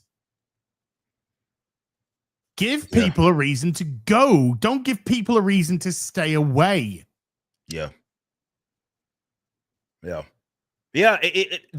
what it all boils down to, right? Like, how they digest it. Yes, there's going to be creative ways, or how they end up, you know, buying it. Let's say purchases. How they end up purchasing that product that you're selling, yes, is ever changing. What has not changed is the fact that, and I know this is no brainer, but we live in this odd world where things don't seem to be no brainers anymore. No, it's not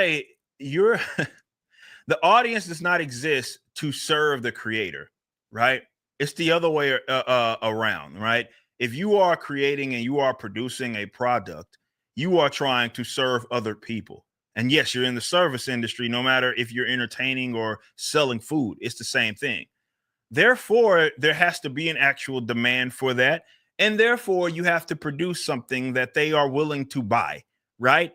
They don't have to live up to your standard.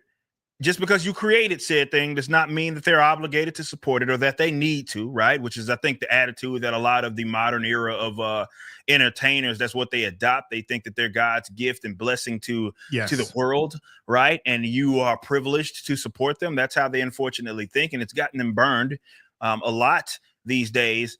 But what doesn't change is that, well, yeah, you have to serve them. And if you at all deviate from that, they will punish you. And sometimes it's not immediate.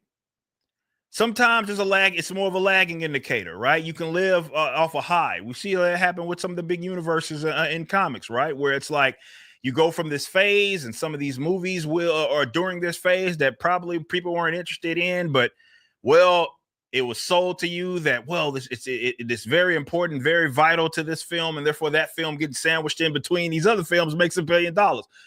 You can ride on that for a little bit, but that's temporary. Ultimately, they will get bored of that if it is something that, well, it's not of standard to them, not to you. Snake oil. It's just snake oil. Right. Again, but not of standard to the actual buyers, not to you. Yeah, you individually as a creator can have and I think that's what we see in these directors. It's just ego. It's like they believe that, I'm making this uber intricate, sophisticated product, and these people are going to worship them just because they sold it, especially if they could tie it to some big name IP. And that's just not the reality that we live in. The reality is you're trying to serve other people. And if you fail to do that, they will not buy your shit. And so if you want to see a sort of resurgence in comics, in games, in entertainment in general, that has to be the adopted sort of approach, in that people are collectively saying, as creators, it's not about us. It really isn't. It's not about us. It's about these customers. That's who we're ultimately serving, and they will pick up on it. They're a lot smarter than you give them credit for, oftentimes, because they think I feel like some of these guys think their customers are stupid, right? Like they can just sell them any old thing and they're going to buy it anyway. Sure, maybe there is that element to some things, but by and large, no, that's not the case. Ultimately, you have to produce something that people want. And we've seen it across so many different entertainment mediums that's just not been the approach. The approach has been serving each other. It's like I say this, they do have an audience that they're attempting to sell to, but it's often themselves. It's peers. They're selling it to each other to impress one another. This is why the award shows are so important to them, because it's really just them acknowledging each other. Yes. More than it's not us. It has no, there's no people's choice. There's no people's choice. None. That's you see People's Choice Awards in sales. You know what I mean? Like that's the People's Choice Awards, where you get to see the numbers of and how people are buying said thing. That's the People's Choice. All these other awards, that's just still it's a big ass circle jerk. It's them gifting awards to each other. And they get off on that. It's a bit of narcissism to it, but they get off on that. That's something that they enjoy. And I think more importantly, especially with regards to some of these social issues and stuff that they want to ham fist, all that has to do with is impressing each other. They're trying to appeal to their neighbors, not to you as the customer. They want the pats on the backs by the fellow directors. They want to be looked at as sophisticated by the fellow writers in the writer's room. Like, look at me and look at what I did. I'm so stunning. I'm so brave. You're not at all. I think it does create, just on a creative tip, one of the things that, and you've heard me talk about this before, and even with like the Saints and Sinners project, especially with as an example, you're a perfect example of this actually. Yeah, boy. You know, I see creativity not in the free for all. I see creativity in coming up with unique things that obviously an audience wants, but you come up with unique things within the confines of the rules that have already been established. That's where creativity actually thrives. People think creativity is just no boundaries, no walls, no anything. And I tend to disagree. I think, well, no, you have a set of rules. Now, can you come up with something that's original, largely in concept, fun, and digestible for your audience? You had to, for example, do this. And I say this as someone that created a damn character, where I was impressed where you added an element to, for example, what people are going to be reading this very soon. You added a new element to Ingrid. Mhm. That's creativity, right? That's exactly what they did. It wasn't that in the story that you told is very much Ingrid. It's a believable story. It goes within the attitude it is that she has that she's had in the story. She's really been you've seen her in almost every book that we've put out, even in small roles, not just in Alpha Core. So there's already this sort of established character that she is. You didn't say, hey, I'm going to make Ingrid Valdez, which is what General Hollywood would do, right? I'm going to make Ingrid Valdez a version of me. Damn who she was, a version of me, or who I need her to be for the story that I want to tell. And therefore, then someone that is familiar with this will read this and be like, who is this? What character is this? This isn't Ingrid. Ingrid name, I guess she's wearing what Ingrid used. Is that a clone? Who the hell is that? It's the complete opposite approach with, I think, with the general, especially in mainstream, the more corporate stuff. It's that they look at that like a barrier, and therefore they can't be creative people because, well, this character that I know and love, or the audience knows and love, well, they know and love them for the wrong reasons. I'm going to add more depth to them by changing them completely, and I'm going to have them exist, right? Because check this out. It was like this in the Captain Marvel movie. You know, people know that my issues with that largely stem from how they ruined the brand itself of Captain Marvel, right? Particularly with how they handled Marvel, right? And Marvel was race swapped in this, not race swapped, gender swapped, excuse me, in this, and was not Captain Marvel at all. And you know why they did that, right? Because they couldn't have, even though that would have been more comically, accurate, that you don't get a Miss Marvel without the OG Captain Marvel at all. They just couldn't have, at least that's what I believe, during that period of time, Captain Marvel looking up to or being inspired by this man.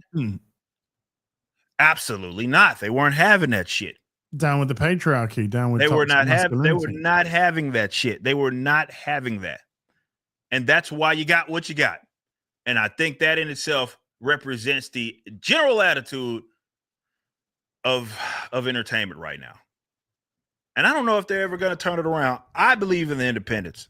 Some maybe not so much like I do. Because I think a lot of people are waiting for things to change. I think you're going to be waiting forever. Yeah, don't hold your breath, for goodness sake. Please don't, for God's sake.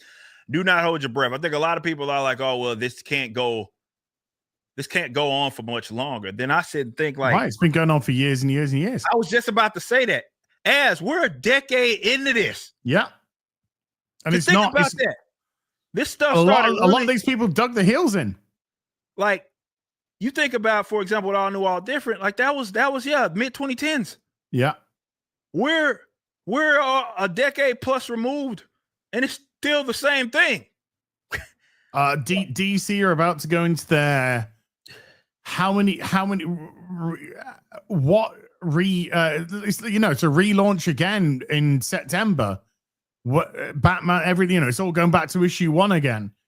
How many is that in the past decade? Oh God. How many is that since New 52? Since New 52, you got it. New 52, you had Rebirth. They were trying to go for 5G, remember? Yeah. Then they went through what did they go through? They went through like all new. They went they had all new.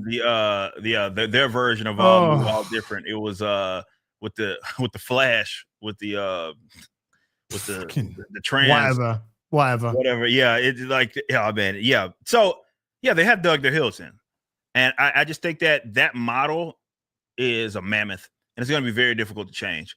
But I guess, sure. I went through my period of time where I was like, damn, this really sucks, man. I really wish they would turn this thing around. This is how they did videos, man. This is how they could do it. And I got over that, though, especially once I start saving money. Especially when you had your own company. Well, that never interrupt your enemy when they're making a mistake.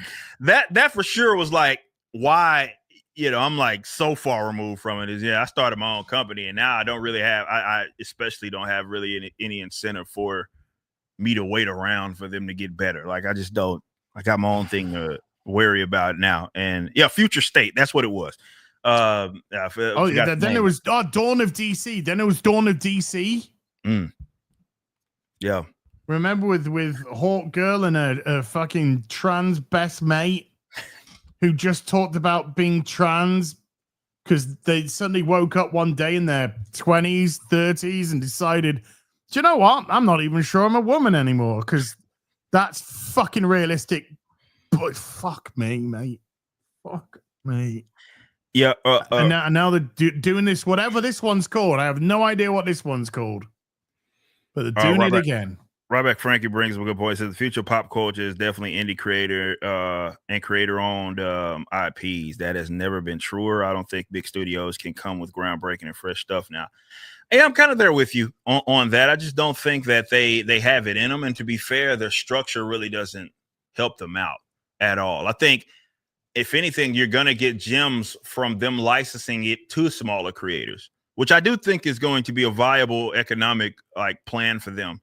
Should they decide that they don't want to be really involved in the more creating of the new stuff, like especially with like comic books, and they start licensing that stuff off, that's when you are going to get some gems with those smaller guys that actually have skin in the game and they actually care about this, treating it with care, and are left to be able to create there. But yeah, as they are right now, I think the big mega corporate entertainment,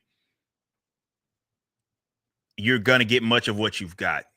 And I think you've seen that, especially in the 2020s when they really dug their heels in, because I think people forget, like, that's not when that stuff started, right? Like, it had started a half decade before that.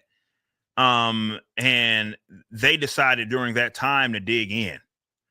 And when they were punished for it, they still said, we're going to do it again. We're going to double down. We're going to triple, quadruple, quintuple, all of the words down. That should have told, because it certainly told me, but I think that should have told everybody, like, yeah, this is something that they're in on. And look, that's Marxism. Okay. Like, it exists to infiltrate. And good luck getting that shit back once they got in. They've worked so hard for very long to get in that position. And I don't think it's a negative thing to let them have it. I don't think we're doing ourselves any favors by trying to fight for them to make an adjustment. I think more of that energy should be in creating new things, much like our fathers and grandfathers and great grandfathers did in their generations. They weren't so stuck on, old stuff. It was like, yeah, we'll do our own thing. And I think we do need a creative renaissance here, if nothing else. So this has been a phenomenal conversation. We're about to get into some of these super chats because we're already 2 hours in. It flies. I know I crashed there a little bit, and my apologies. I had to relocate to this PC over here, but yeah, here we are. All right, Josh Kelsey, no message whatsoever, and you know what? I respect that. I really do. We have Creative Welshman says, just read Ice 3 and Horseman #1. Oh boy, things are heating up big time. But that ending with the family, I loved it. And it adds a personal touch you don't see often in superhero comics. Shout out to you. And I'm glad you enjoyed it. Yes, there's a lot of people that are getting Horseman 1 since it started shipping. We have also RippaZine #4 and Yaira #3 that'll be shipping very soon as well. And yeah, like, I think we're really heating up, man. I think our stories are getting better, they're getting tighter, and I'm glad you are enjoying the Rippaverse stuff, be it Horseman or Isom. So thank you so much for that. We already got Saints and Sinners coming soon. Yeah, Saints and Sinners soon as well. Zion, appreciate that. 200 says continuing. All right, we already read that. Who read that one? Big shout out to Zion. That's the top dono of the day. 200. That's not cheap. Blue Shell says with a 5 with the Spingy profile picture says, my Horseman #1 comic was supposed to come in tomorrow. I actually got it today. Go to Rippaverse 10. Hell yeah. It's always a lovely surprise when you get it a day early, man. Well, I hope you enjoy the Horseman #1. Zion with a 5 says manga keeps characters one way integrity. Yep. Marvel and DC will have one superhero written 25 different ways, characteristic, multiple writers. Vegeta one way. Yeah. And it's like, that's their problem. And it's not even just the fact that there's different writers. It's more that like only a handful of them are willing to do the definitive versions of those characters, while the others are more arrogant and they feel they need to do new versions of that character, right? Like that's always been the problem, where again, to your point, in manga, it's not the case. It's just, this is who this character is. We're not going to fucking change him. Like we're not going to have this character be, they might develop and naturally change in the sense of, okay, well, Dragon Ball Goku is not the same Dragon Ball Z Goku, but you know, it's a progression system there, right? And he's growing, quite literally, because he's a kid in one of them. But you know, he's growing, and so you see that, and there's going to be natural changes as anybody would have. That, but you're seeing like whole characteristic changes, fundamental changes with these characters, with some of the Western titles, and that's all because the creators feel like they can do better. Which I actually just chuckled then because. We're talking earlier about the surrendering of Superman to streaming, and I said to me the biggest kind of like WTF was the fact that since Naked Gun came out, it had been beating it every day since yesterday, and then yesterday was the only day that Superman had actually done better than Naked Gun. Well, Naked Gun's just overtaken Superman again today. So that week was an anomaly, is what you're saying. Yes. That's crazy. That's crazy. That just made me chuckle. That's wild. It just is so punk rock. Arian, what a name. With a 40, I have no idea what currency that is, but he says Eric's shoulders have more hairs than Az's whole body. That could be the case, possibly. Manga exists since 60. Well, no, see, I think you're being loose, because by that token, we could say indigenous people told stories, or like no. Cavemen wrote on walls. Yeah, like that's not what we're talking about. We're talking about their general, and this isn't my opinion. You can go look up the writings and the interviews, the inspirations. All these old mangakas drew inspiration, especially from from Disney in particular. They all drew inspiration from American, and to be fair, like during that time, everybody was drawing inspiration from American creators and entrepreneurs and such. So it's not even a knock.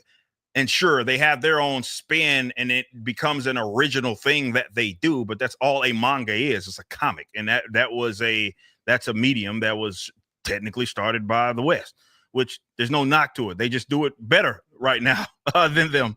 The East, that is, whether it be Koreans and Japanese. Harry Alvarez with a 50 says, question to you both. Western comics tend to come in two flavors: superheroes, or to a lesser extent, fantasy. Manga has more. What is it about these other types they never seem to figure out, seem to stick around long here? Well, I will push back on that slightly, because there is no shortage of different genres of comic books out there. Sure, the most popular ones, I think, which is what you're saying, which makes sense. The most popular ones are, for the most part, superheroes. And sure, you'll see an anomaly every now and then that happens, where you get like a Walking Dead or something like that, which is different. But to me, that's very similar to what the Japanese do. I just think you're far more exposed to that. But yeah, go look at the other definitely the non-Marvel DC, the Image properties, which are all creator owned, but Dark Horse and all that. You'll see most of their comics in that of itself they're not superhero comics. So I always push back when people assume that. I can understand why people assume that, but I push back on that just a tad, because there's no shortage of non-superhero comic books. No, it's no different from the East, where their most popular ones are the shonen style comics, but they have all these other ones. It's like that with superhero. We have all these other ones as well. But yeah, those are just the ones that seem to slap for most people, or they're the more popular ones. As we don't need another retelling of Superman's origins. We know his origins like the back of our hands. We need to move on from no. This is no. So you're wrong. I'm not asking for a retelling of the Superman origin story. I'm asking for character development. Yeah, there's nothing in that Superman film that says why Superman is connected to that family. Nothing. They're on the screen for 2 fucking minutes, and then at the end, they're the pivotal force in his life. You can't just kill off Uncle Ben and go, well, everyone knows Uncle Ben gets killed off. You've got to see the relationship in place. You've got to see these relationships in action.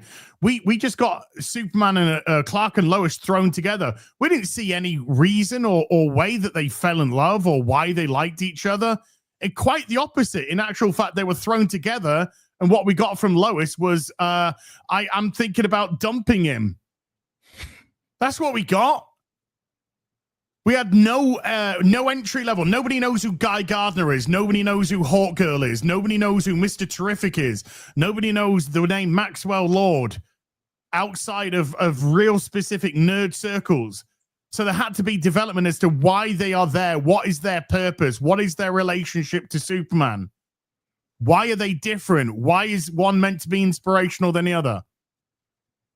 You need to have character development. We don't need to see Krypton blowing up. We can see a montage. We can just see a little montage at the beginning, like they did a la Fantastic Four. You can just see a little montage at the beginning as the credits are going up, of Krypton blowing up, the thing arriving on planet Earth. Dude, bish, bash, bosh, it's done in 2 minutes. What did they do? They put fucking walls of text on the screen. They were just fucking confusing as fuck. 33 years ago, Superman's planet blew 30 years ago, 32 and a half seconds ago, 3 minutes ago. We needed to see why it was important that Superman had lost his first fucking fight, what it meant to him. But the film didn't show any of that.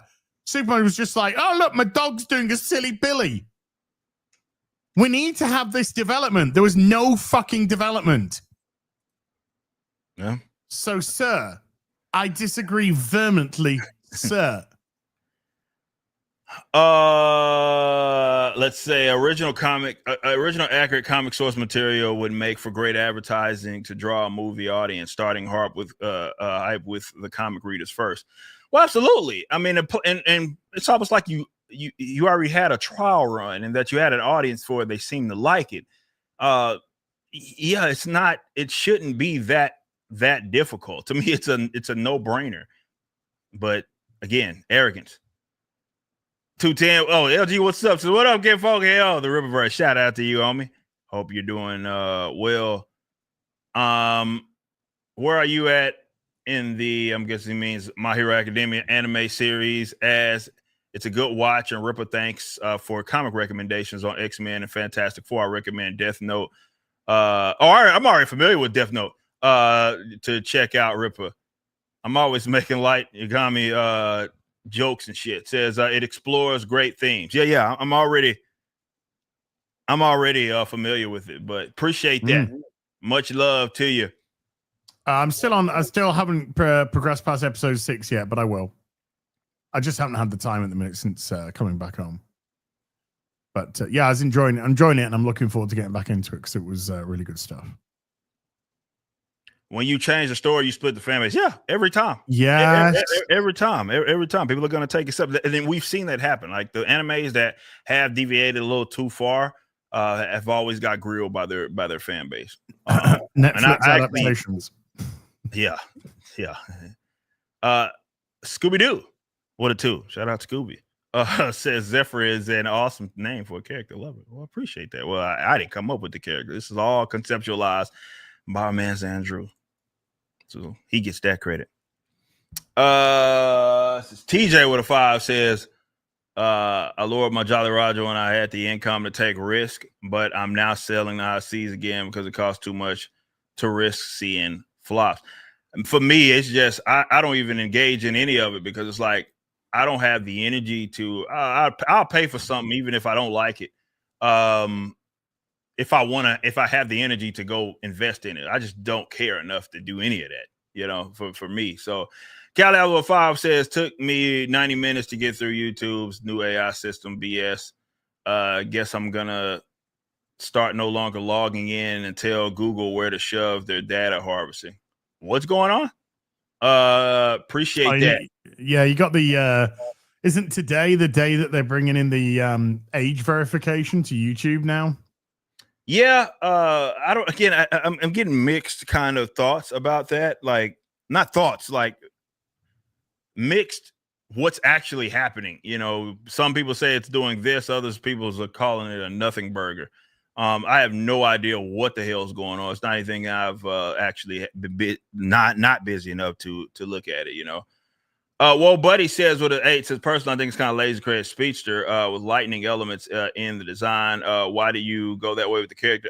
Well, first of all, I didn't create the character, and as you'll read, it's not necessarily lightning. As you'll read when you get RippaZine number 5, you can pre-order it right now at Rippaverse. Got 5 from Well Read Comics. Says Blue Shift looks hot. Can't wait for the book. Shout out. Appreciate that. Thank you. I think you're gonna enjoy it. Irish Whips Arm Drags with a 2 says, I will blow money for pro sporting events. Rip movies. Well, yeah, again, people want to be entertained. It's just a matter of now they will go elsewhere. Says real businessmen know that they need to spend that you need to spend hundreds of thousands of money to make almost 40,000 ISO action figures are selling like hotcakes.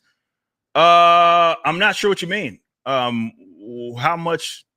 I have no idea what you're talking about. Real businessmen spend 1,000, I'm gonna make 40,000. I don't know what you're talking about. Hundreds of thousands. I have no idea what you're talking about. Well Read Comics with a 5 says, condolences, sorry for your loss, Eric. Glad to see you back. Hang with the amazing ass. Well, appreciate that. Thank you. Yeah, I was out last week. And it does feel good to be back. It really does. All right, let's see. We have I Drop Pro with becoming a new member. Appreciate that.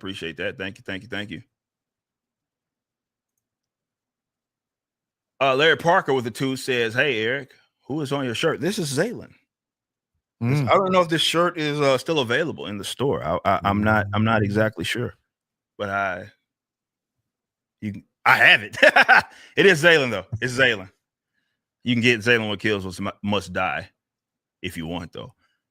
Shout out to Larry Parker, man. Good to see you here as always. We have Joking Lee with 32 months. Says Saints and Sinners is number 1, 500,000 benchmark, new title announced win. I guess soon. We got a lot of stuff coming down the pipeline. The fourth benchmark was the announcement. Yeah. I'm not sure the wording on it was a new project, but I think the announcement was the release of the figure. Yeah, it was. But we can, but if you want to, there's more stuff that obviously you guys don't know about. We would love to talk about. I'm NDA'd, mate. I'm okay. For sure. We have East Coast Toasted Boy says manga is just Japanese comics. Yes, that's literally all it is. Says great art style, but they don't know how to make books since they're all backwards. Let's talk about the way they read. But hopefully we'll show them if Japan becomes a Rippaverse customer. Yeah, it's been interesting. Obviously, our other 3 other countries that are big Rippaverse fans in the UK. We have a big presence there. Obviously, Canada, that's a no-brainer, but Australia as well. We have got some ride support out of the East, and it's been really, really cool to see. Really, really cool to see. We have a Cali Alpha with a 10 says, if you're needing anime recommendations, Cowboy Bebop, I'm into that. Black Lagoon, Black Jack Freerun, Ghost in the Shell, that's really good. Hellsing, Ultimate, Lupin the Third, Outlaw Star, The Big O, Yu Yu Hakusho. Obviously, Yu Yu Hakusho, you can't go wrong with Urameshi. Enjoy. Yeah, most definitely. You got some great recommendations there. Appreciate that. And that, I believe, is the last one, if I'm not mistaken. That's all I see here. Thank you. Appreciate that. Az, what you got going on this week? Streaming and other stuff that you're doing. Yeah, been busy with the Mr. P's, so we've been doing some stuff. I got my BVS Batman computer set up now, 1 in 6 scale. Another fucking Batmobile up there as well. So it's starting to look, everything's starting to look good. I'm just sort of like getting my feet back from coming back to the UK. Yeah. So I will be on Friday Night Tights on Friday. I don't know what time the open beta from comes back from Battlefield 6, but I'd love to do some more tomorrow at some point. Sunday afternoon tea with Az and Sunday fun day. For me, I have no idea what my streaming schedule. I'm still playing catch up from last week, me being all the way out. So we obviously just launched the RippaZine, which is closed in on might have already hit it by now. I think 10,000 in total sales. So thank you all so much. Go pre-order that right now. We also have ending Friday the Omnibus 11 p.m. Last time chance to get that special cover with Ice on One, and then we also have we have a bunch of active stuff obviously that's on the way. So Horseman number 1, I believe all those orders, the eligible ones, have already gone out, meaning that you didn't get Horseman with like Norfolk or something like that. Yaira 3 and RippaZine 4 will be shipping very, very soon. Of course, after those two, we have Saints and Sinners. So yeah, stay on the lookout for that. Maybe as early as next week is some of those other ones going out, at least with Yaira and RippaZine. But that's why we're coming out with RippaZine 5, because RippaZine 4 is about to ship. So thank you all so much. I'm sorry that unit crashed there, but we relocated and we were able to get the job done. So thank you all so much. We will see you all next week on Az's channel. Thank you so much. Take it easy. Peace out.